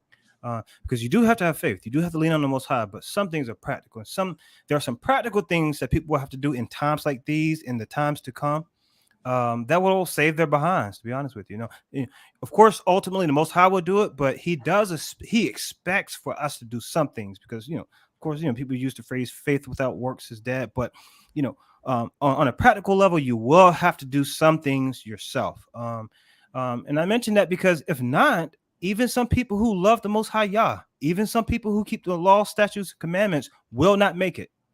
They say, "Oh, well, the Most High is going to bring all people out." He said a remnant. If you read the scriptures correctly, he said a remnant. So you better stop playing. I mean, you guys, wake up, trust the Most High. That should be your core. That's your foundation. That's what you wrap yourself in, your faith. But also, because you trust the Most High, that He will do what He said He would do to Babylon. He will destroy it. He will pay them back. You know what He said He's going to do. I think preparation for it is one of the greatest acts of faith. So you have to combine that with actual faith.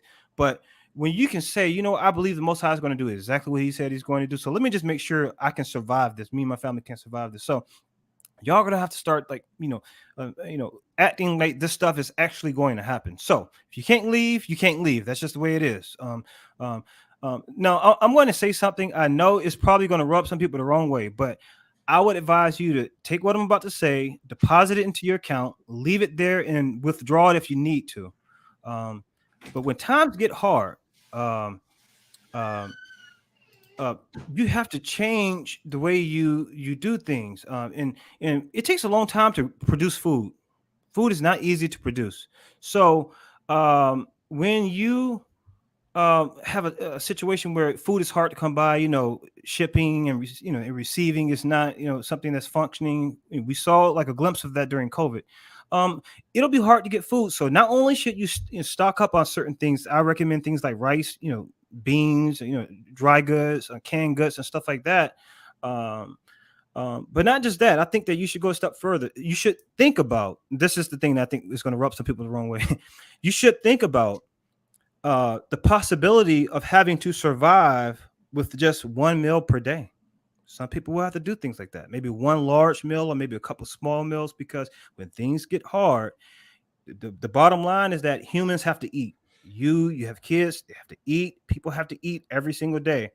If not, things can become problematic. I know people have, health issues and stuff like that. Some people take medication, but when things get really bad, it'll be hard to survive and let the food stretch, if you will, like we said in the South. Let your food stretch if you're just eating a bunch. And one thing about Americans is that, boy, Americans eat a lot. Like, if for those who have traveled around the world and seen other cultures, that in a lot of places they don't eat that much, probably because they were poor or whatever. But Americans eat a lot. So the posture will have to change, y'all. And one more thing I want to say about like the dire stuff. Another thing that is kind of hard to accept in some ways. but I have had to. The Most High has put it in my spirit. I just have to accept it. Y'all, some of y'all loved ones are not going to make it. That's hard too. And I say that because, again, the Most High said it will be a remnant, and I realize more so than before that some people have drank the Kool-Aid. It's like a spell that they're under. They cannot. And someone mentioned it earlier about how even someone they know in finance can't even see it.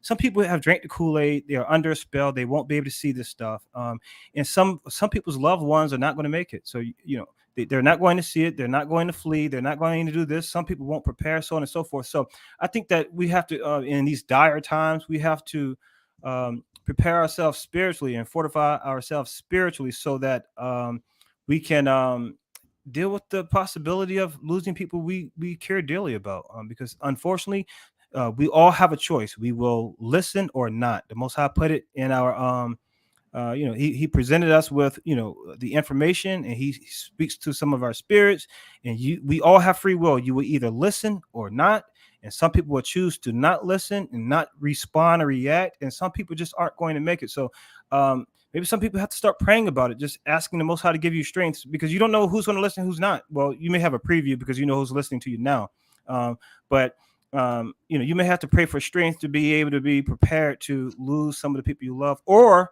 to possibly have to leave some of the people you love behind. So that's just real talk. It's hard to deal with. It's hard to accept, but it is what it is. The Most High said a remnant will be saved, and that's what it is. It's a remnant, not everybody. All right, thanks, Brother Keith. Brother Michael. Hey, how you doing, brother? All right.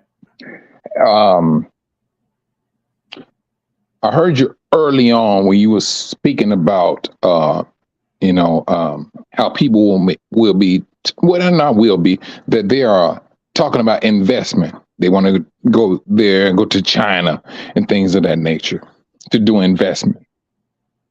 And I'm a firm believer what you said. The scriptures clearly states about different nations that will be judged by Yah. Why would you go and invest money in a nation where Yah said he's going to destroy? That, that's just common sense to me. Of course, right now, I would say with individuals, they're looking at a short term of an investment. Even if it's short or long, you don't know when Yah is going to strike that particular nation. So why, in essence, will you use your time, money, and energy to place your money in a place where Yah already told you what he's going to do? But yet and still, we go and do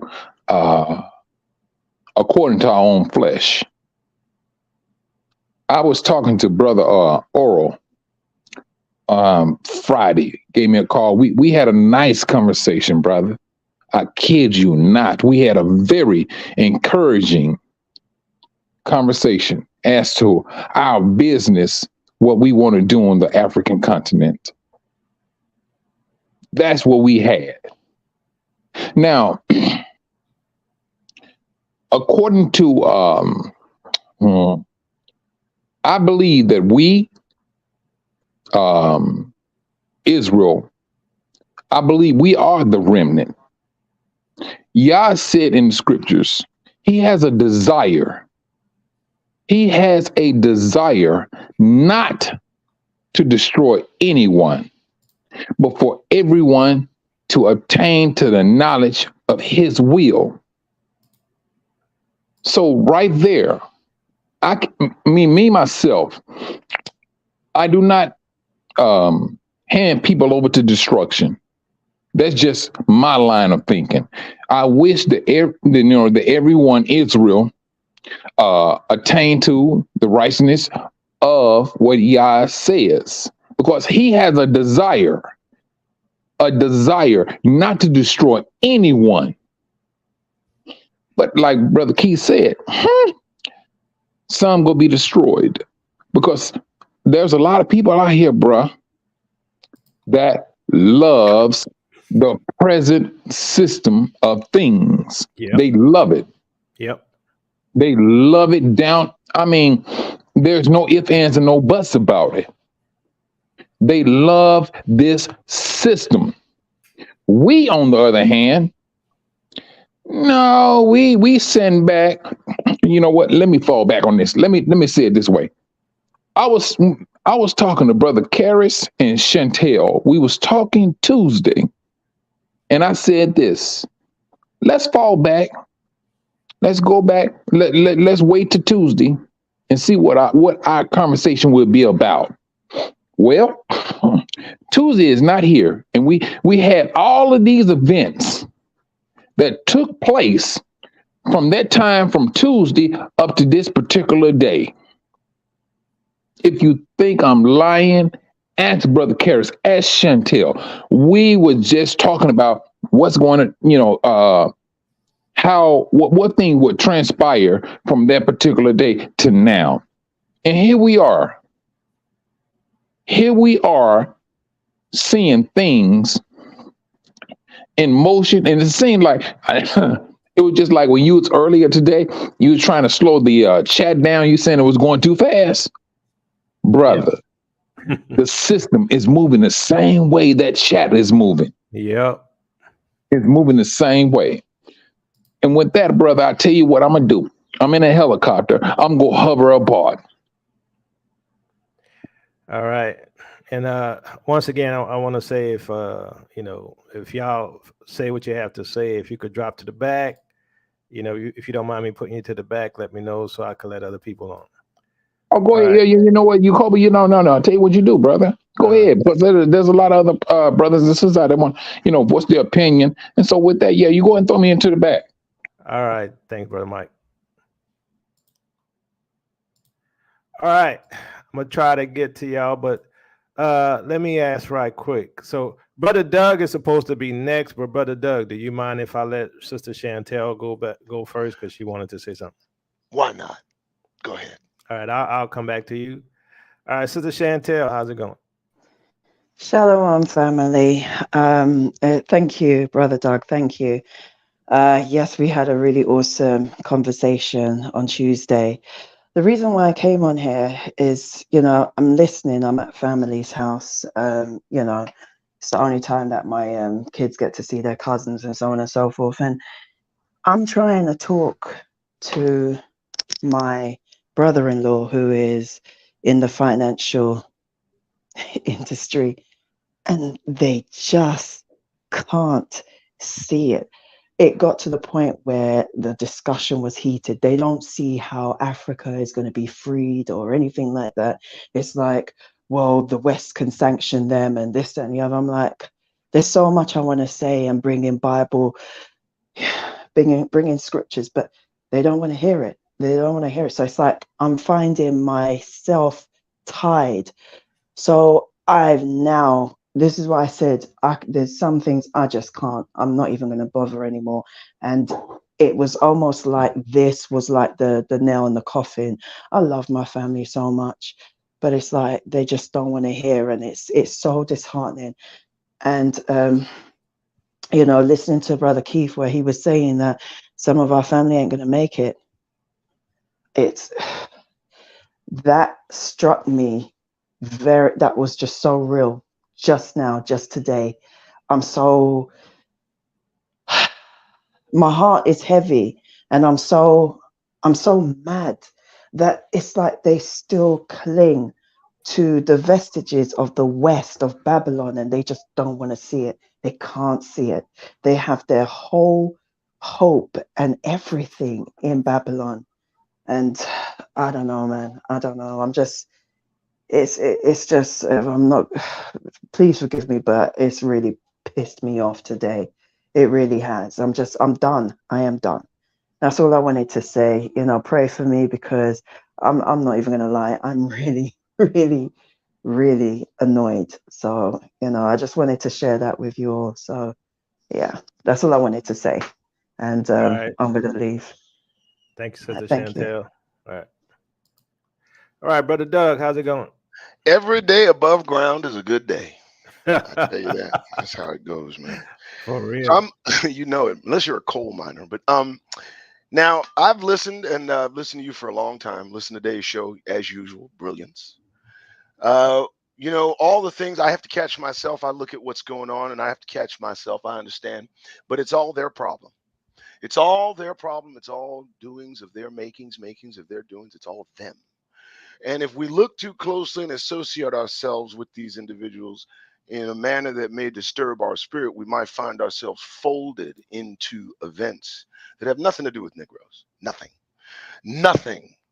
I'm ready to leave. I've been ready to leave for years. I'm packed behind me on my bags. I'm ready to go. And I read somebody in the chats talk about their house. They're concerned about their house. I'm concerned about, let me tell you something. Negroes were never meant to make a stake a claim in this place. This is prison. This is a punishment. This Yep. is bad. There's nothing good here. There's no smile that should be had. And the fact of the matter is, if you're not ready to go mentally, you may not be ready to go physically. And if you're hesitant in every step, in any step, if your mind is on what you're leaving instead of what's in front of you, you may miss that half step that takes you toward and forward that second exodus we're all waiting for. It's just a matter of fact. We have the examples. We have Lot's wife, divided in her countenance, who while leaving looked back and turned into salt. Done. So what do? You leave before you leave. You leave mentally. I am gone. I don't know about y'all. I'm done. I've left. I'm looking from over where we're supposed to be now in my mind. And all it needs to follow is my body. And I'm waiting for him to knock on the door and tell me to go. And if you can't leave and let this place go mentally first, you will be subject to die here amongst these Gentile heathens that are showing their ass lately. Now, don't let me get started. So now, I'm not, I look at this from a different point of view. I'm not a spiritual leader like you, Brother Yakoba, Brother Teyu. I'm very practical about this matter. And I can tell you without doubt, we are in peril, danger, and Yep. every Negro should be on the lookout. These people's minds are changing in our direction, and the focus will be on us. I guarantee it. Trump is doing it, DeSantis is doing it, and they are slowly turning the worm toward Negroes, blaming them for every ill, every failure, every stall in their development. And the mentality of these monsters is such that they will do damage and harm to us if we let them. So be prepared to be on the move, folks. And that's all I got. Hey, brother, do you see what's scrolling at the bottom?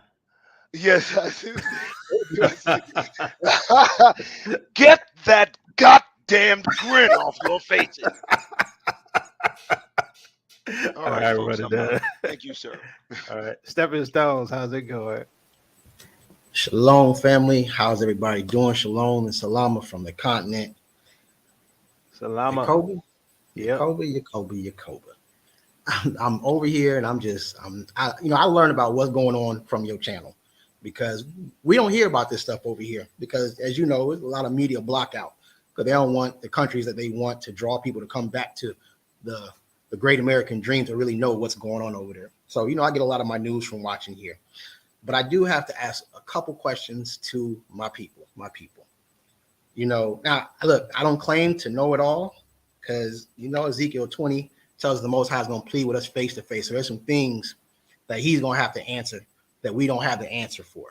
But my question to my people is, if you guys see all this stuff going on over there, and I'm not talking to my people who don't have the means to get out of Babylon, because I do understand there are certain situations. I'm not talking to you. But if you want to take it that I'm talking to you like that, you go right on ahead. All I'm saying is, if you have the means to get out of Babylon, when we're talking about reparations, people waiting on reparations, but you got the money now to get up out of there. You're waiting on reparations. So our people are scattered across the world. Reparations is coming wherever you are. The same way the Most High said his angels he will send to gather you from the four corners of the earth. So If he's going to gather you, that means that your blessings are going to come wherever you are. So if you come to the continent, guess what? You're still going to get your blessings. I want to tell y'all something. When we first arrived here on the continent in 2021, we arrived June 3rd, 2021. We were speaking to some government people in October of 2021. 20,000 people, diasporans from around the world, Negroes, like Brother Doug said, the Negroes had visited Tanzania alone. 20,000. Wow. Now, I don't know how many are still here, but I want y'all to think about that number. So are you telling me that because they came to the continent, they're not going to get reparations? The Most High has promised that to us. It don't matter where you at, you're going to get it. So if you have the means to leave, get your behind out of there. Because like Brother Kara said, it ain't much time left. I love y'all. That's the only reason why I'm saying this. If you have the means to go, go. Don't make excuses, because the Most High is the one that said he's going to prepare everything. He's going to bless you. So, I mean, for me, it's like saying, oh, Stepping Stones, you, T3, and me journey with us. Because you're in the continent, you're not here in Babylon, you're not going to get blessed. You're not going to get reparations. That doesn't make sense to me. Because the Yahuwah I serve is not schizophrenic. That's just my take. I just had to put that out there. All right. Thank you, Brother O'Toole. Lady J.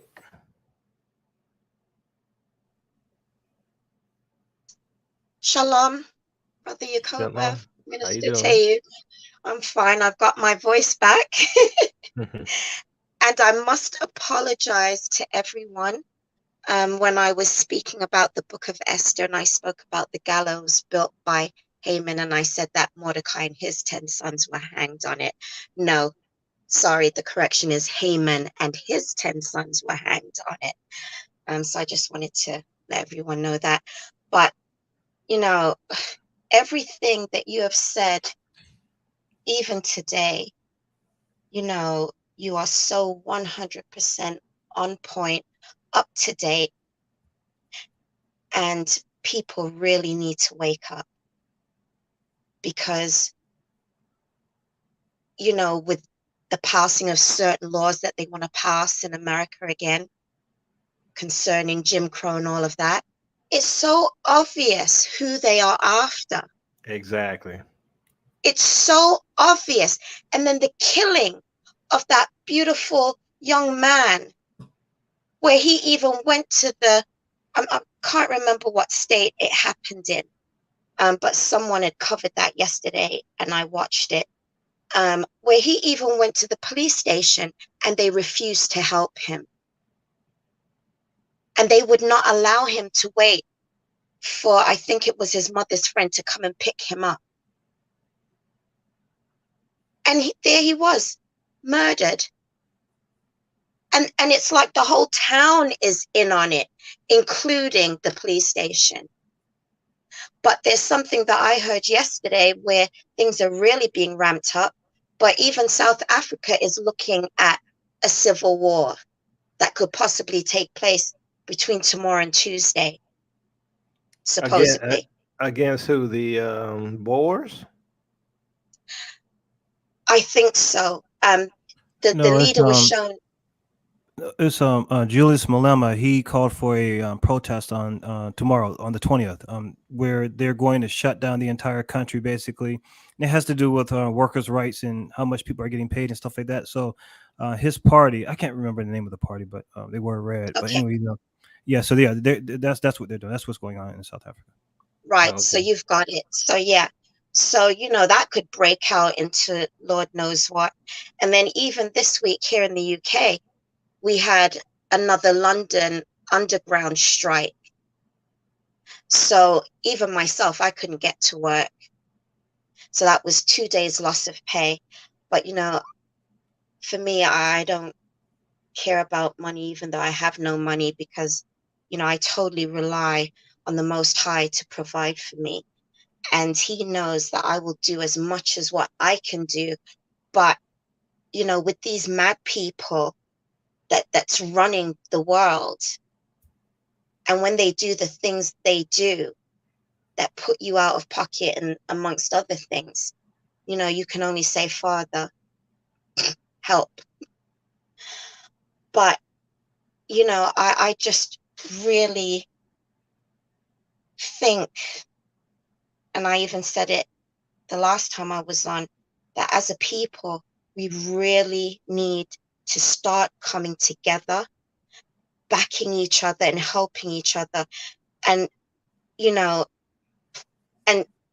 and if we can set up groups to go, because, you know, I only have my son, so it's just me and my son. And,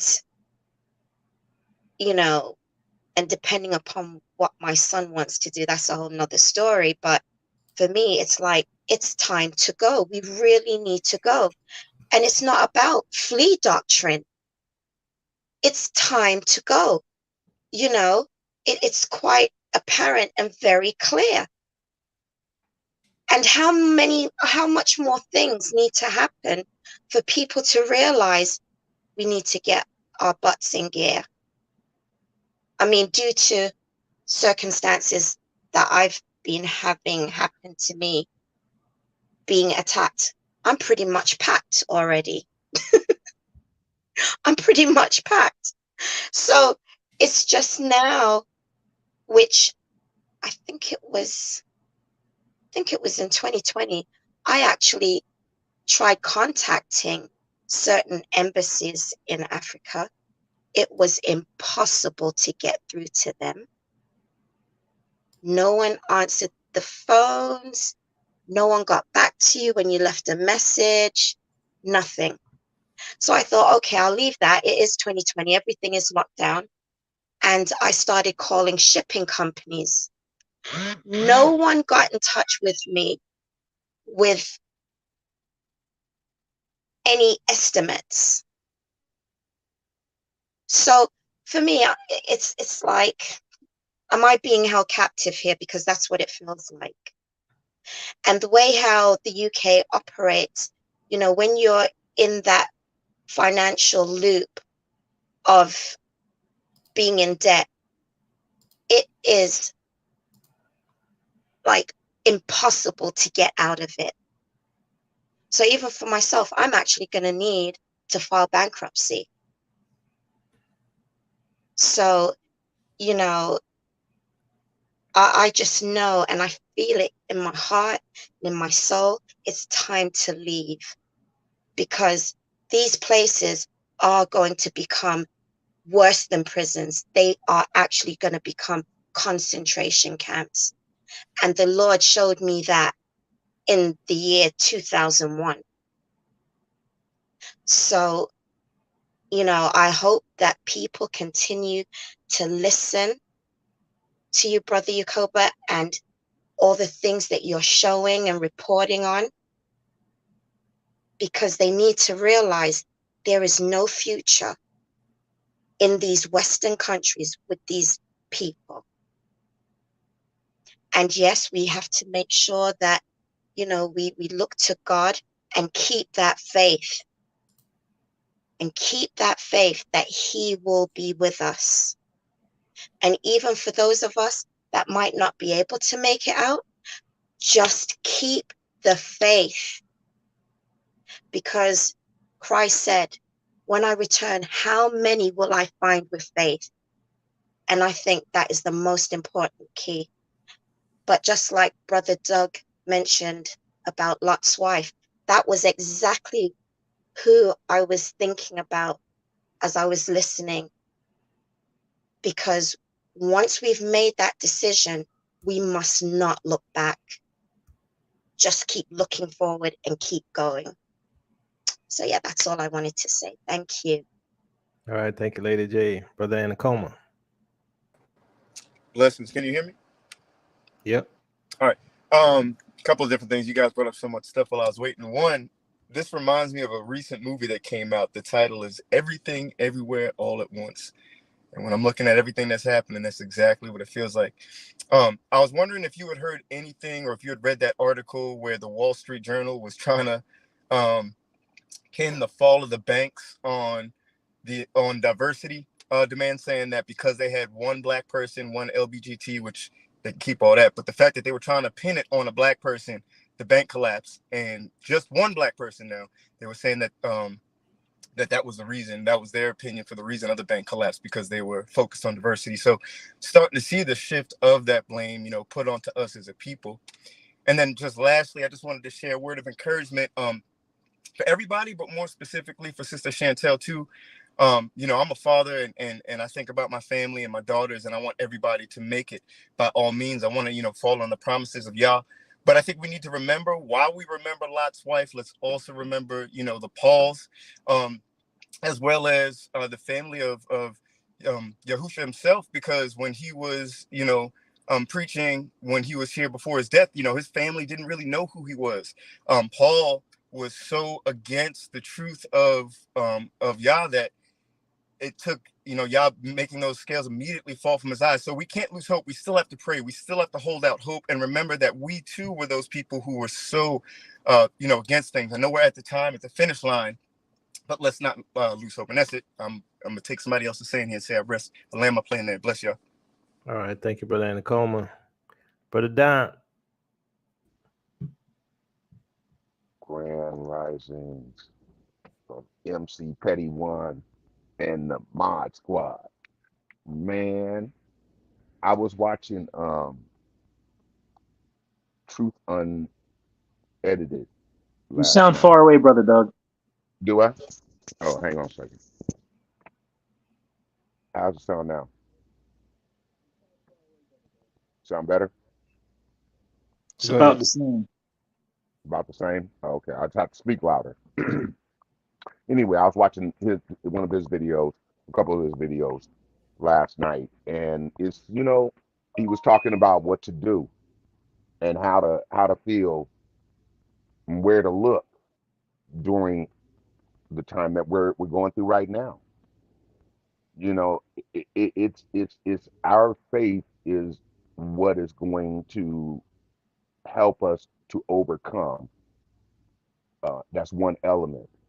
And with that faith, yeah, it's human nature to have some type of fear, because not all fear is bad. Because the fear of Elua is the beginning of wisdom. Now, here's the wisdom he gave me. Get out of there. Time to go. Party's over. Time to go. So when I get off here, I'm going to be calling my nephew, because they've been putting together the plan and the strategy, land, and all that other stuff over on the continent in Tanzania. So it's just kind of like, what's the move? What's the date looking like now? Because we were looking at November, but it's kind of like, hey, have we changed anything? And the other thing is this: you're going to have to be willing to give all this away, to give it all up. What you call your life, what you built. That's what people call their life, what they built, their houses, their jobs, their cars, their, things. But you know what? If you try to save your life, you're going to lose your life. But those who give up their life for my sake, they'll be saved. And I'm going to land there. All right. Thank you, Brother Don. Sister Didi. You have to unmute yourself.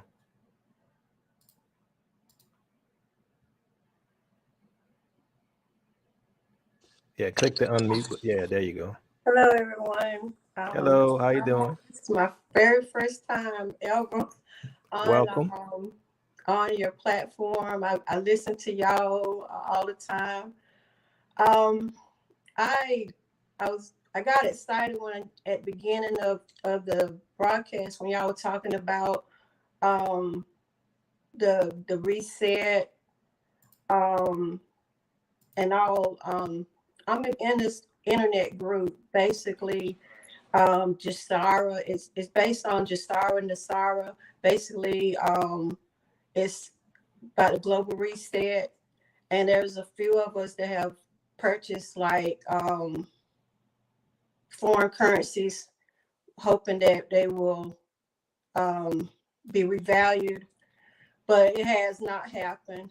And I was on the call on the 16th, and this Gentile provider, she was telling us about, and I wrote it down.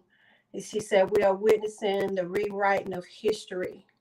She said, we know that the royals that are in place right now, Charles, the Queen, they are not the royals. They are illegitimate. They stole the crown. This is from a Gentile lady. They stole the crown. And the crown, the royals, basically they stole the crown from the times of King James. And we know that a black man. Yes, sir. King James was a black man. And there's supposed to be a coronation on the 23rd, but they said it will not happen because they had pushed it back to May. But then she said that on the 25th, there's going to be a coronation of the real bloodline, the true bloodline of the descendants of David. And she went on and on about the artifacts, the things that they have stolen, and basically they stole it from us. Everything is coming about. And I was thanking the Lord. I said, Lord, Father, I thank you. It's just the time that the sons of the true, we're going to be revealed, because it would be a wonderful thing if this thing everything could be revealed, who we are, whose we are. And it was just amazing. And she said that the real royals are coming back, and that we're waiting on a major world event to be kicked off. And I was just thinking about us the whole time she was talking. Then she talked about there's a golden book of David, and I haven't pulled up the video yet, but So I take it she don't know who we are, right? she doesn't know, sir. And I'm like, the golden book of David, we're the descendants of David, but they actually are claiming that they are of the lineage of David, and we know that's not true. So I'm like, well, Lord, thank you for revealing the true bloodline. But this comes from a Gentile lady. She thinks that, I guess, everything's gonna be that hippie Jesus, but it's not. But it just made me feel good that we're being revealed, and the whole world is going to know, and the whole world is going to take notice of who we are and whose we are. But we have to stand up and just be counted as part of the fold. And I thank you for giving me that chance to come on. All right, thank you, Sister Betty. Shalom, family. Shalom. I pray that Shalom. everybody is well today. Listen, this is what the Most High hit me with. I know everybody has seen that Go Black posted that video about the Hebrew brother in that community that their house was torn down, and Sister Deborah Yah, she did it also. But listen to what the discernment gave me. I know part of that was a trick of the enemy to frighten all of the Hebrews here that are a little bit on edge and a little bit on the fence about what is really going on. That is just to distract us a little bit. And I truly believe that the information that he put out was very, very important for us to understand. But listen, do not let that crafty counsel turn your ways back to staying in this country because you are afraid. It is a trick. Listen to all the good stories that we've heard about our family going over there and living good and living off the land and getting into a community to try to build a community for us coming from the diaspora. Do not allow that video to condemn your spirit not to flee. Because listen, this is a evil trick. We're living in a bubble world. When we are in the damn Erica, we are living in a damn bubble. I don't curse. We are living in a bubble of deception. Those banks done fail. They're not going to fail. They already failed. You sitting around here talking about, oh, I'm gonna build my house and go buy me some property and send my children off to a 4-year university. Oh, that's a bubble and a dream. This is not the land of the free, the big dream and the brave. This is a lie. It is painted to get you to stay here. If they give you reparation, they want you to stay here stuck in the bubble where their reparation dollar ain't gonna mean a crapping thing.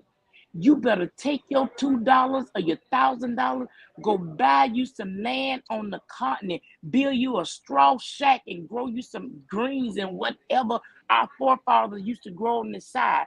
Our sharecroppers we used to grow on the side of their house when they had that free time to garden. You better go back to gardening for some natural seed. Don't you see that wicked demonic Bill Gates them poison the seed. They poison the water.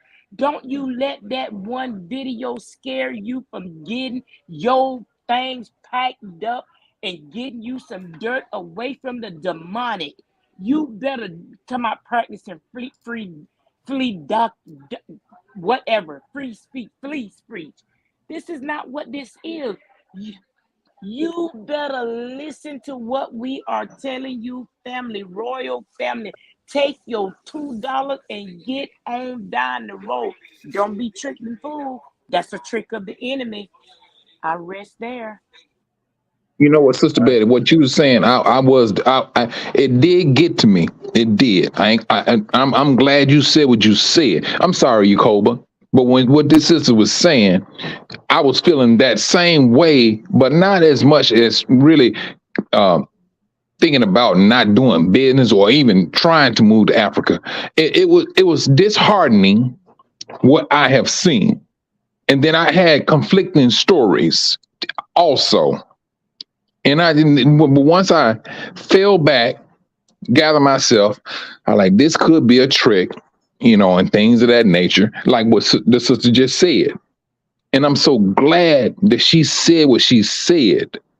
But then at the same time, I fall back. I like, no, I'm still gonna press on to what I need to do. And I thank you, sister, for what you just said. All right, You're thank you. welcome. All right. So after Sister E, we're gonna go to final comments. Sister E, how's it going? It's going. What's going on, family?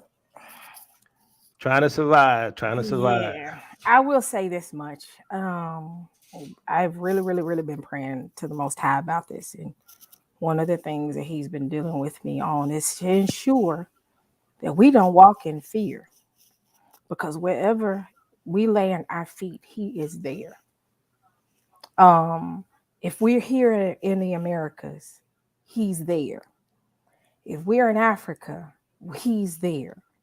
For those that are afraid because you feel like you don't have the money to go, pray to the Most High and He'll protect you, because we must not forget two things that stay in my spirit, and He dropped it when I was really praying about this was, one, occupy until I come.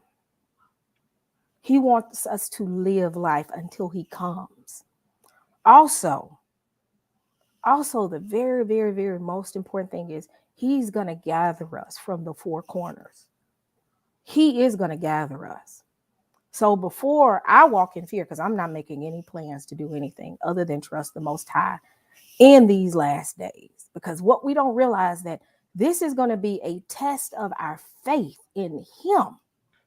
I don't care how much we plan, we prepare, we store, and I'm not knocking people that do that, because I say that everything you need to do, you need to be aware. But with that, I don't care how much you plan, you stock, you do whatever, because that stuff can be taken away from you within an hour. But your faith in Him is what is going to keep you in the midst of this. Our faith in Him in these last days. Because again, I'm not making any plans to do anything no more than hold fast to His word, Pray and seek his face in these last days, because that's when he's going to heal the land. He didn't say, go and stop, go and do that, go and do that. Not to say I'm knocking that, but he said, seek my face and turn from your wicked ways. That's what he wants to see. When we are done, when it's all said and done, wherever we are, he's going to bless us. Wherever we lay our heads, he's going to bless us, because he is the Father. He sits high. If we get so afraid, because I heard the young lady and it kind of hurt my heart because she was concerned about her family. I asked this question to her. Are they following our Messiah? Are they following Christ? Because regardless of where they are, if their hearts are not turned to Christ, I don't care what they're doing, it's not going to work. I'm in a place right now where I am in the strangest place I've ever been in my life. The Most High had to take everything for me to be able to see him in this season. And he had to deal with me. He was like, beloved, I am your protector. I am your wall of protection. I am going to be the one that surrounds you when others are coming at you. So I will say this, and I want to encourage everyone. Seek his face. Know who he is. Because in the last days, I'm going to tell you something. The food that we have stocked, if you don't know him, they're going to take your food. If you don't know him, you can run to Africa. You can run to Israel. You can run wherever. If you don't know him, guess what? You still going to have to deal with it. Because understand that these things that we're seeing is not just going to be an American thing. This is going to be a worldwide thing. It's going to affect the world. Just a great example with the banks. The banks are falling apart, not just in the U.S., but they're already affecting in other countries as well. Sweden, their bank fell apart. Everybody's going to feel this. This is not going to just be a U.S. thing. This is going to be a worldwide thing. So wherever he leads you to go, go. But if you're led to stay here, understand that the Most High will keep you in the midst of this. And that's where I'm going to leave it. Amen. All right. Thank you, Sister E. All right. We're going to go final comments. Let's leave your comments down to 2 minutes. All right. We're going to start with Brother Karras. Brother Karras, final comment. Yeah, thank you, Brother Yakoba and Brother Teyu for um, obviously bringing up today's current events. Because, yeah, just as Brother Michael was saying on Tuesday, it was, the roller coaster that we're on. And boy, oh boy, we're on that roller coaster. And just as Sister E had said, shout out to Sister E, we're not here to be walking in fear of anything. That's why the Most High was very explicit of when he tells us to fear not, fear ye not. That means don't Yes. fear. Don't fear on anything. Because you want to know why? Greater is he that is in me than he that is in the Yes. world. We are covered under the blood of Yahushua HaMashiach. We're walking in his power. We're walking in his authority. You understand? You understand what I'm saying? We have to understand that when we're in those particular times that we've never been at, those times that we have issues, that we've had, that we're going and dealing through something. Do you know what he's doing? He's strengthening us. It's an exercise in how he strengthens us. I was literally just on out at my son's game, and I took my little puppy with me to just walk around and get some things, and I was just thanking the Most High. I said, Father, I said I thank you for these last couple of years to where you literally had to strip me down to nothing. You had to just strip me down, and I thank you for where I'm at, because there are certain things that the Most High only He could reveal the way that He was able to reveal it. And we have to look at that. Do you understand? We're getting spiritually built up while this world is getting spiritually torn apart, because the Most High loves His children. And if you love your child, what are you trying to do to your child? You're trying to make your child what? Successful. You're trying to give them the pieces to do what? to grow and to learn and to be the light to the nations. We have a responsibility because Yes. why? We're coming back into this kingship no matter what. I don't care if they try to hide the truth. I don't care what type of coronation ceremonies there are. It don't matter. You understand what I'm saying? Because here's the thing: the money's coming back to our hands. The wealth's coming back to our hands. The power's coming back to our hands. And I've always said this. There are people that know these things. Well, I don't know if it's like Masonic, who knows? But somebody knows the grand plan. Because here's the thing: the wicked know what the Most High's doing. Trust me, the wicked do know. But they're trying to be 4 or 5 steps ahead so they can, hedge their bets, trying to mitigate the risk. That's not going to happen.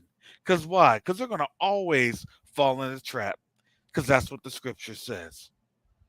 So brother Jacob, I hope that was less than 2 minutes. No, it wasn't. I was trying. I was trying. Hallelujah. I was trying. All right, But brother with that Cat. said, family, shalom, salama, siemi, shalom. Peace and blessings, Israel. All right, brother Keith. All right, let me try to keep it under 2 minutes. So, um, I was talking to my brother the other day, my biological brother. We were talking about going back to the land, and we were talking about different things, different plans, and stuff like that. And he said something that kind of triggered me. I said, well, he made a comment. He was like, well, Zechariah, isn't the Most High going to gather us from the four corners of the earth? And that was an opportunity. I said, "Wait, you know what? Let me make sure something is clear." And we talked about that, and then I showed him some scriptures behind some of the things I say, to him. Um, and long story made very short. And I think and I know a lot of Hebrews are under the impression that Yahusha is going to come and gather us like before all the stuff goes down. A lot of people are under that impression. You can tell by some of the things they say. Um, that's kind of like a rapture doctrine. Now, like two things real quick. Like, and I went over the scriptures with him so he could understand like my comments and my thinking. But two things. Uh, one has to do with you know like the things that are going to happen in the earth. And how in different places in Jeremiah, Isaiah, in a lot of different places where the Most High talks about what's going to happen in the earth, and how He's going to bring a remnant back. And He kept saying remnant, remnant, remnant, remnant. He's only going to bring some people back to the land. And he's going to bring them back to the land because he's going to lead them back to the land. And the scripture is clear in terms of like, he will lead them back to the land. He will bring a remnant back.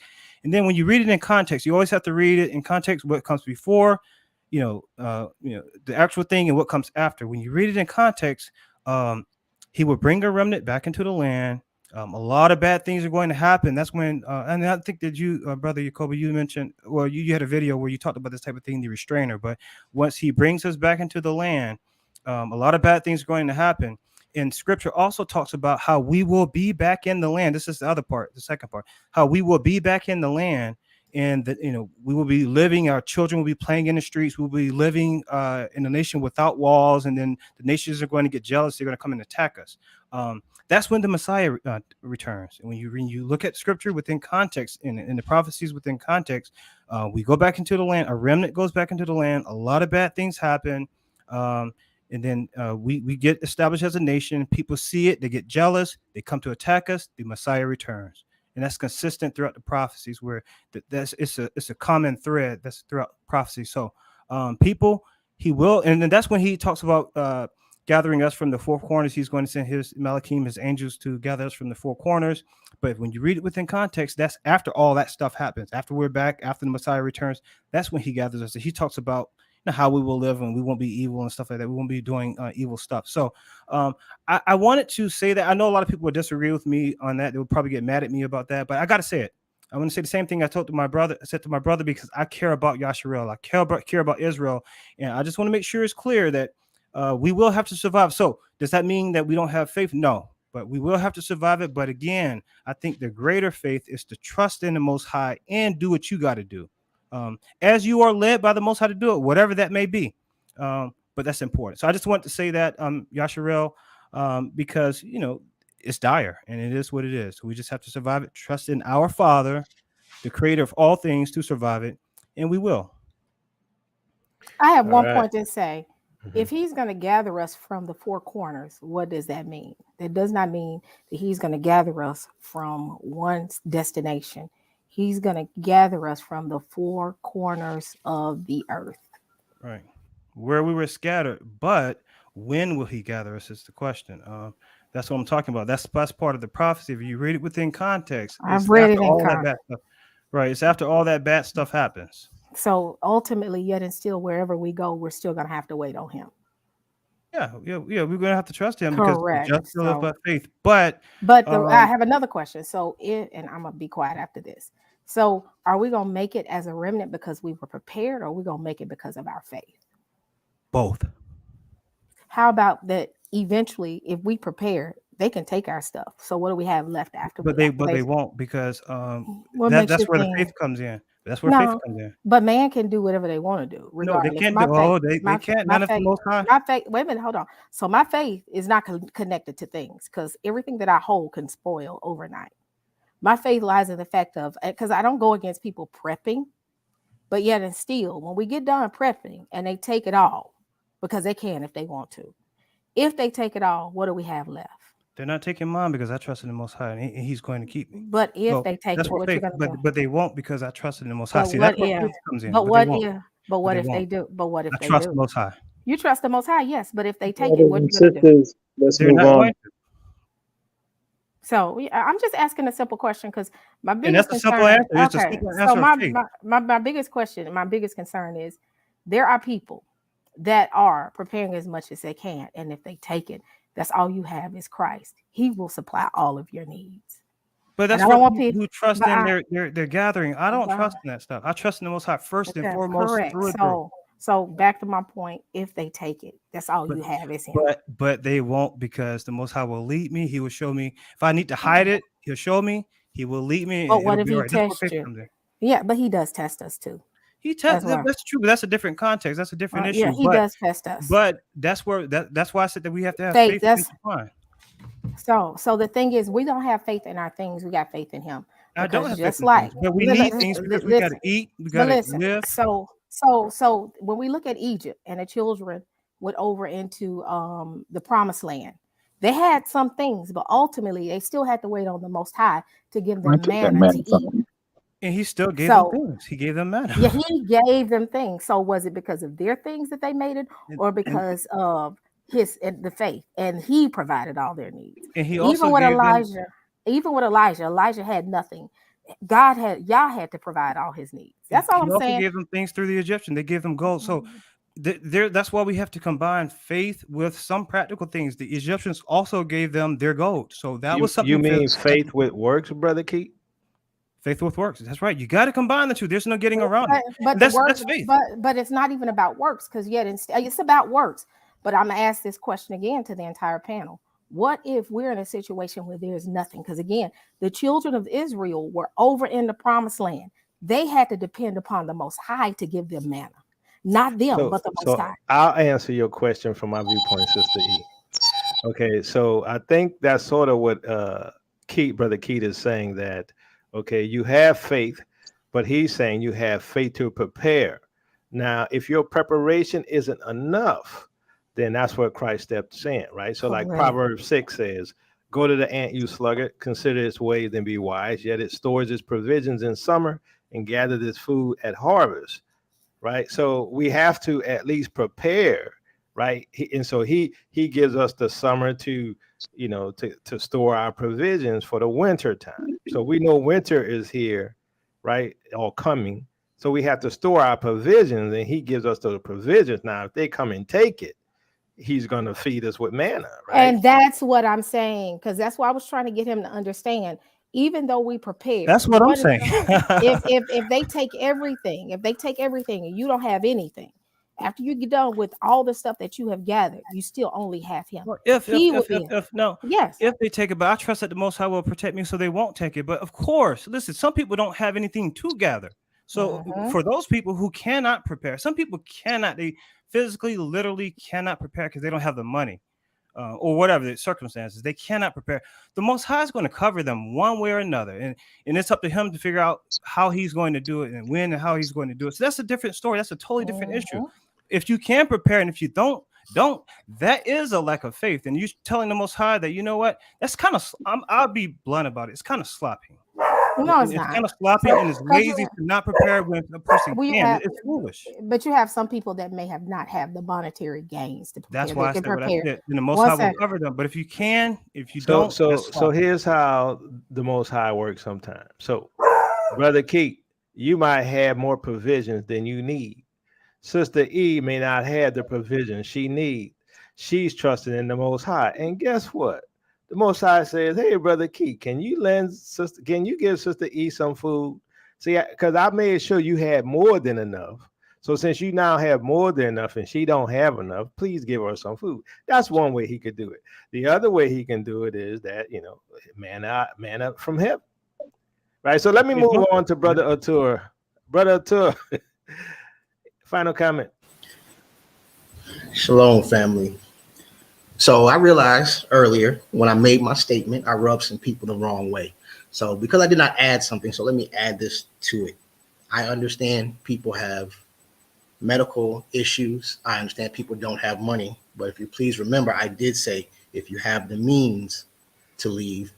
And the other thing I did not add, and please forgive me for this, is I did not say that if you have the means to leave and the Most High has told you to leave, because I will never tell someone to do something the Most High did not tell them to do first.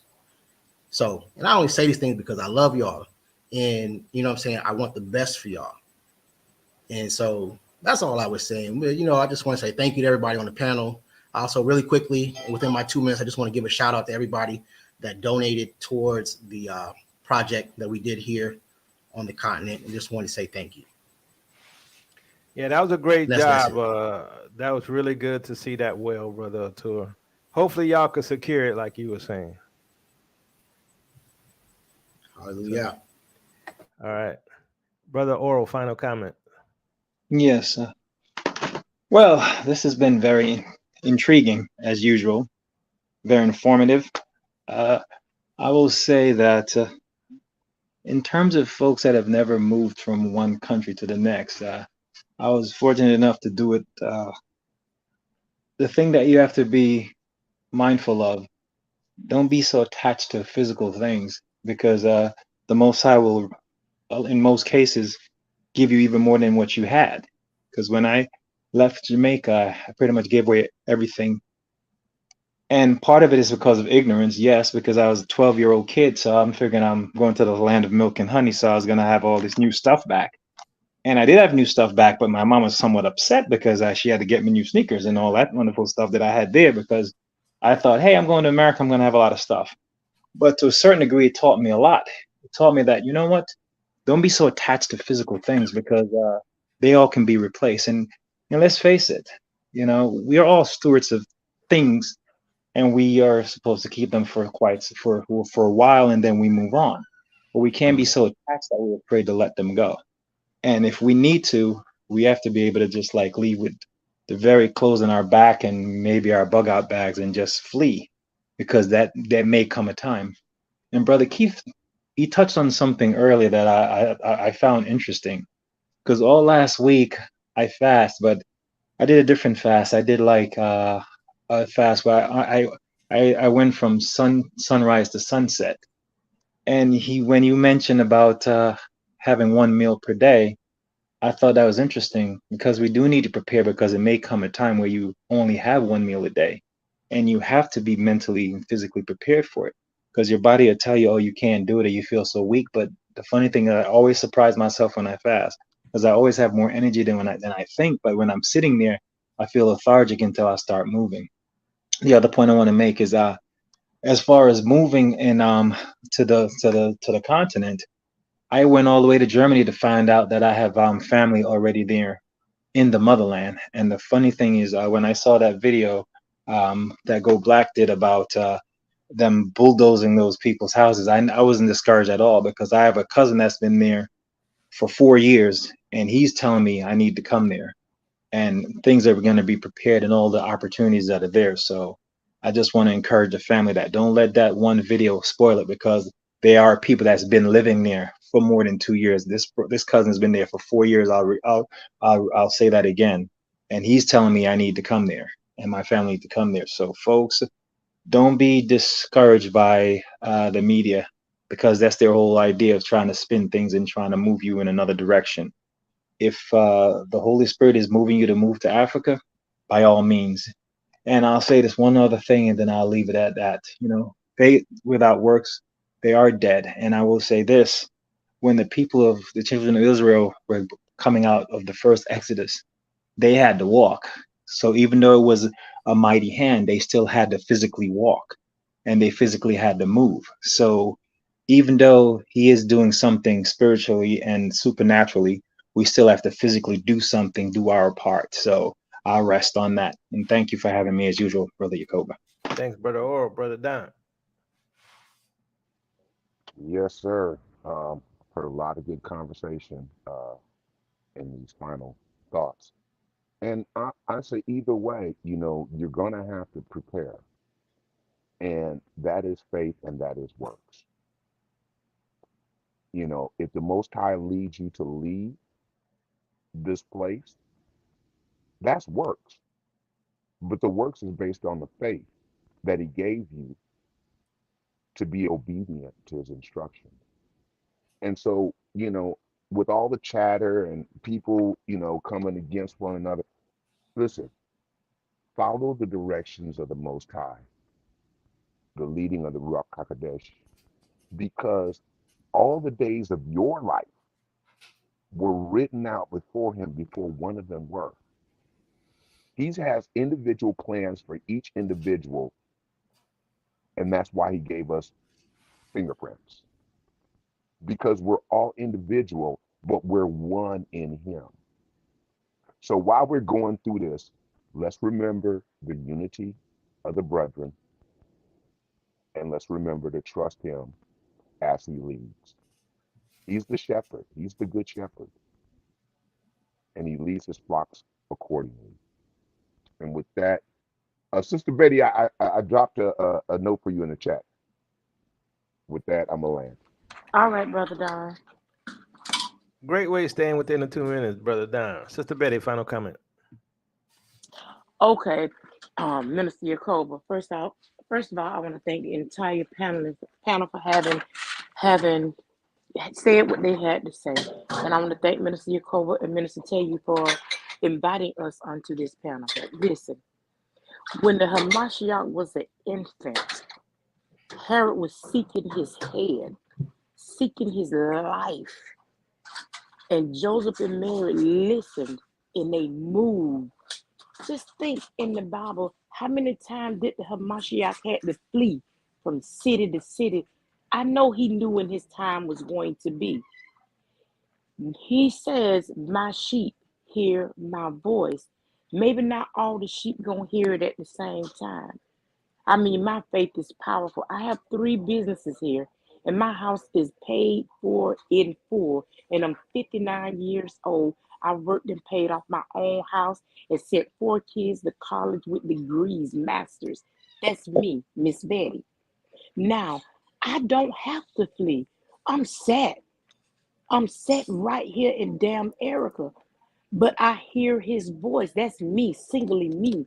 Miss Betty, I hear his voice telling me, leave the house, it's still yours, but go prepare a place. He already prepared a place for me.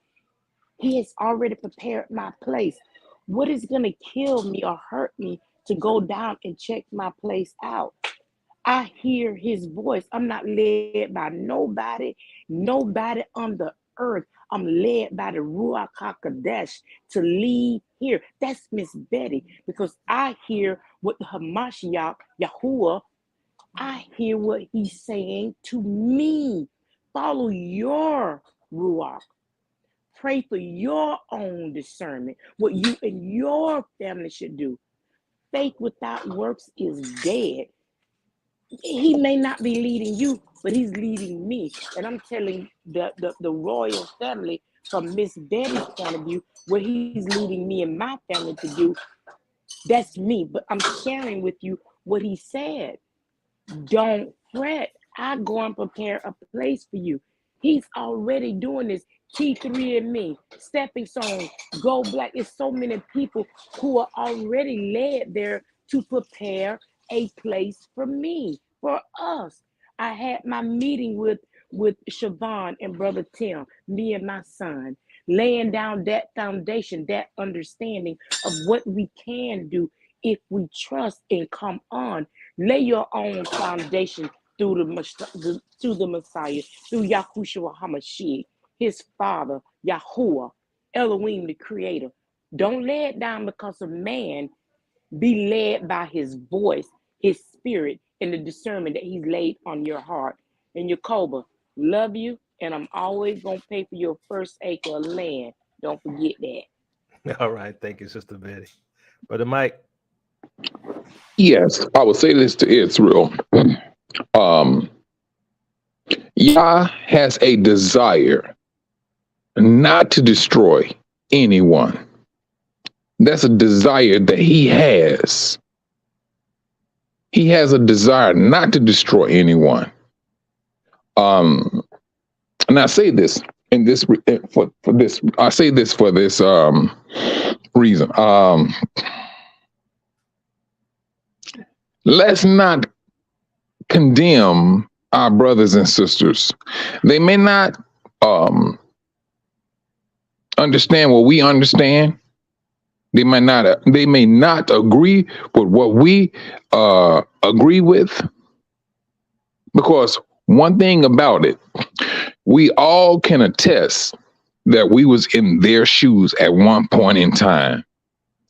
None of us, I mean, I ain't gonna say none of us. I would say, let's just say, I'm gonna say myself. I was not raised or nor taught who I was. I was just raised in a Christian organization, like some of us was raised. But then when y'all start to wake you up, it's a whole different ball game. When y'all starts to wake us up individually, there's a different type of light that we're seeing or we felt. And so my encouragement is, let's not condemn. Let's leave that in Yah's hands. He is the person who knows what a person is going to do. Family members that may not make it, I would say leave it, put that in Yah's hands. Because if Yah destroys a family member, trust and believe, he knows what's best. He knows what's best. And secondly, this is to Sister E.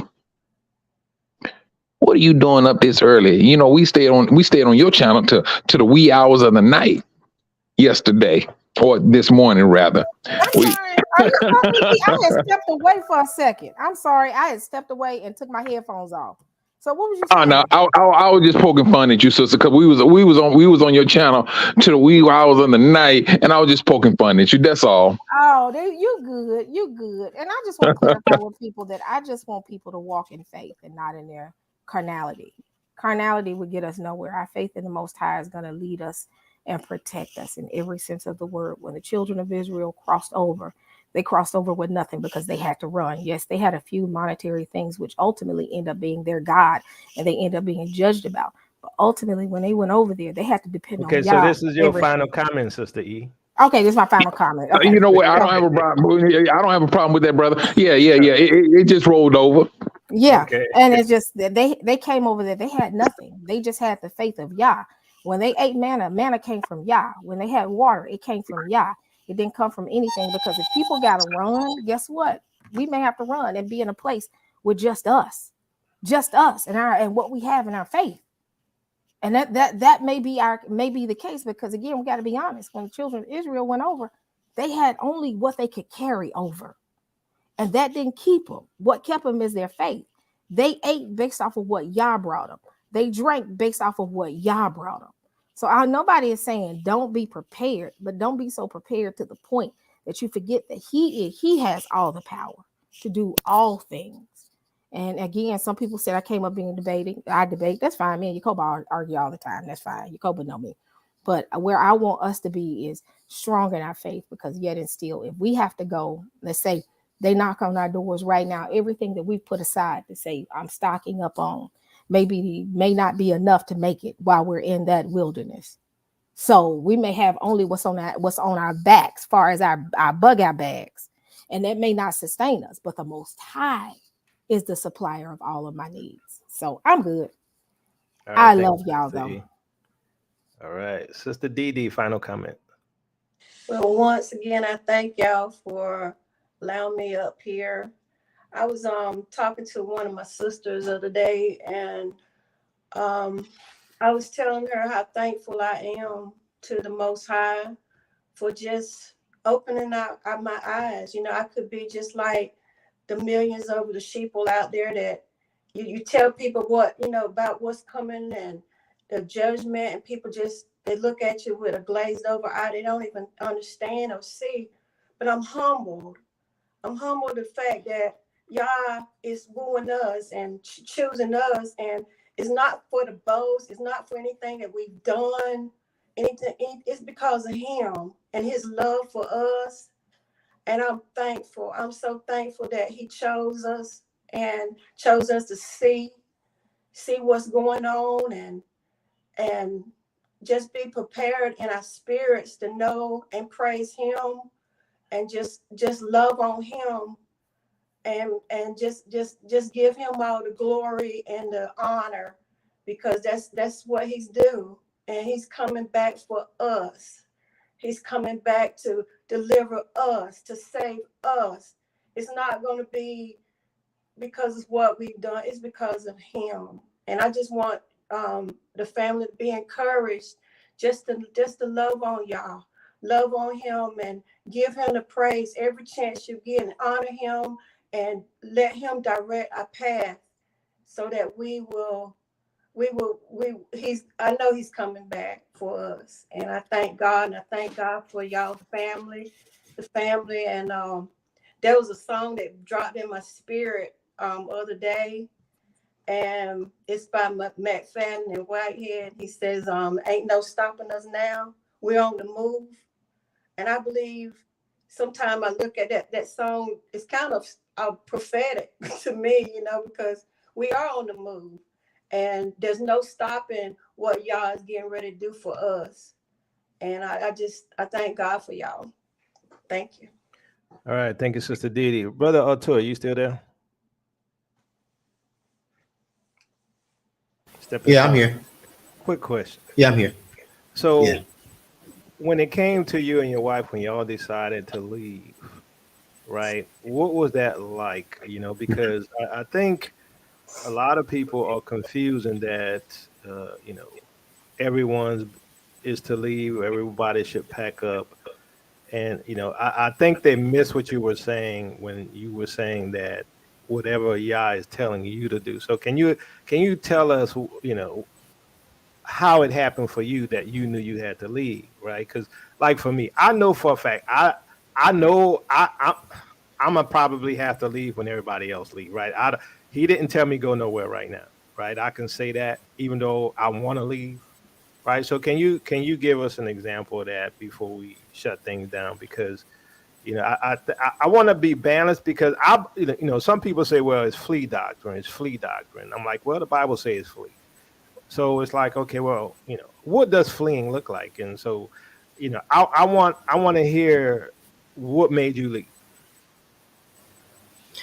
Yeah. So what it was for me back in 2019, before the lollipop, you know what I'm saying, all that foolishness that they came up with, the Most High had told me and my wife it was time to leave. We didn't know where we was going. We thought we was going to Belize, because we just started looking around, you know, like, hey, what's a black country we can go to that was close? And but then the Most High said, no, I'm sending you to Africa. We'd never been to Africa, didn't even think about Africa. And he put it in our spirit while we were doing a fast. look at the continent. So we began to look at the continent, and then he placed Tanzania on our heart. And I said to the Most High, if this is really you and you're really telling us to do, then you make a way, because we don't have it. And like, you know our story. We were in the airport waiting with $0. And I prayed. I said, Most High, if this is really you, this plane is right here. If you are really telling me and my wife to go, we got $0 right now. Our Cash App started going off. Now, let me tell you something. At that time, our YouTube channel had 100 people on it.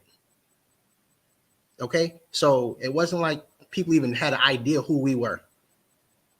And my Cash App starts going off at the airport. And like I say, the Most High, he put it on our heart. He told us to come.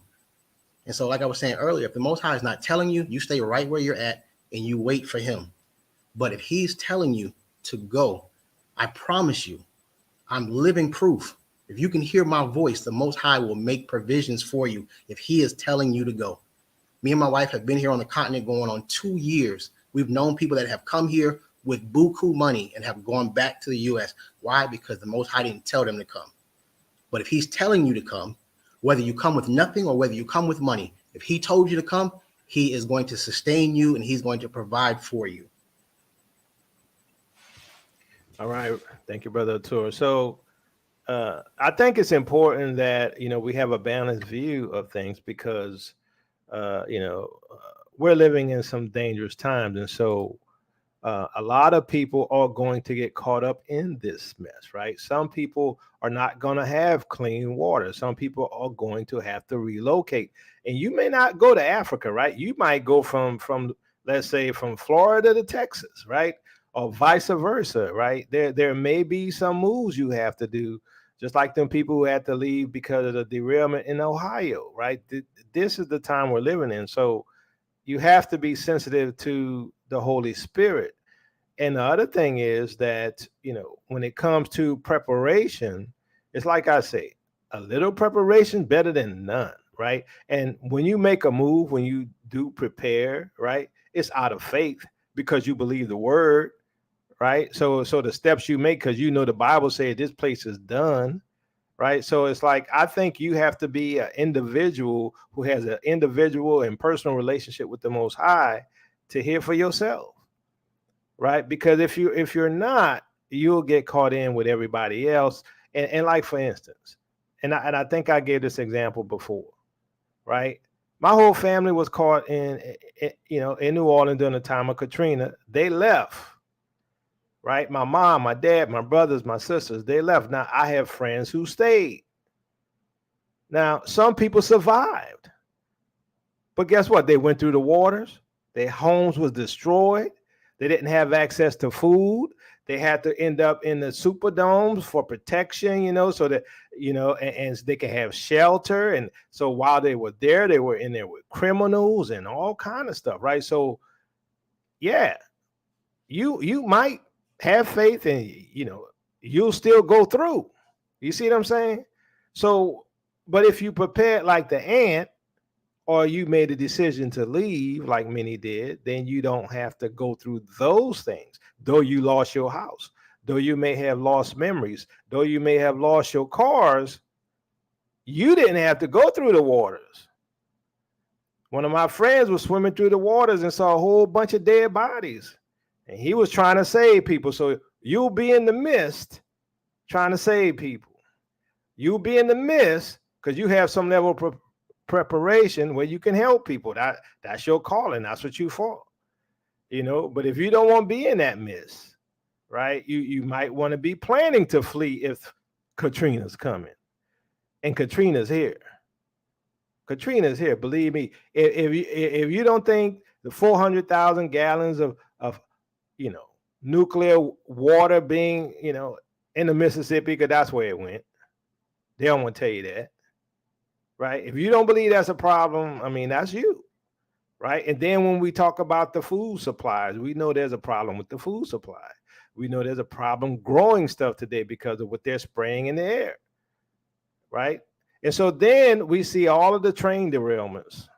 So look, I'm older than a lot of y'all. I ain't never seen nothing like this in my life, right? So what do? You just cross your fingers and hope and say, I got faith. I mean, you do need faith, but you need faith to walk too. What did Abraham do? God told him, go. Well, Lord, where I'm going? I don't know. Go. God told us flee. He said, well, Lord, I don't know where I'm going. He said, I told you flee. Now, like I say, you got to hear from the Most High for yourself. And I'm not saying, because here's the thing. There's such a thing as blind faith. And yes, sometimes we need blind faith like Abraham. We ain't know where we're going, right? But sometimes you got to use common sense. You have to use wisdom because God gave us those as well, right? So if I know my electricity gonna go off, the government say, we're gonna turn off your electricity tomorrow, I might go get me some batteries and some flashlights. You know what I'm saying? That don't mean I don't have faith that God can keep them lights on. But I was told that things were gonna happen, so I'm making common sense preparation. That's it. And for some people, God told you to leave, and he told you to leave, and you have the witness in your spirit, then you do that. Don't listen to nobody who say flee doctrine, because I guarantee you, people like Brother Atul who on the African continent, T3ME, y'all gonna be wishing y'all were there, right? Because when they clamp down with these 15-minute cities, and they put you on that social credit system, and they give you lab-grown meat, and you sitting here and you be like, man, they got clean water over there. They got freedom, they got organic meat, right? But I'm sitting here eating, locusts. You see what I'm saying? It's like, see, sometimes I don't believe y'all believe that we in a dire situation. Y'all don't believe that America is under judgment. Y'all don't believe that America is what? What do they say when you on the last heartbeat on the monitor, right? Y'all don't realize Uncle Sam about to die. It's Uncle about the Sam is flatline. done. Yeah, flatline. Thank you. That's it. Uncle Sam about to flatline. Y'all can't see Uncle Sam sick. Uncle Sam on the operating table, and they trying to keep him alive. But guess what? Every time they try to fix it, another bank failed. Every time they try to fix Uncle Sam, another derailment. Every time they try to fix Uncle Sam, what? The water's poisoned. I'm just saying, I'm like, maybe because the Most High led me to be a prophetic teacher, I see all this stuff, right? I don't think some of y'all realize how dire the situation is. It's bad.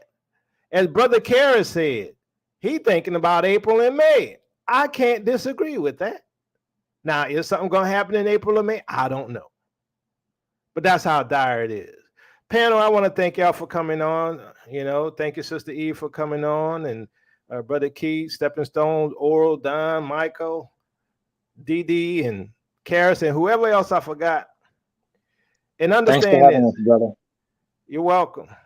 And understand this, fam. Look, everybody got to make a decision for themselves how they going to live, right? And who you going to be, and who you going to follow.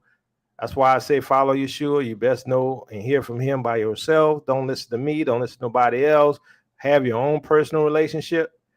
Some of y'all faith may be strong enough to say, you know what, I'll wait for the manna. Some of y'all may, say, hey, you know what, I believe the word.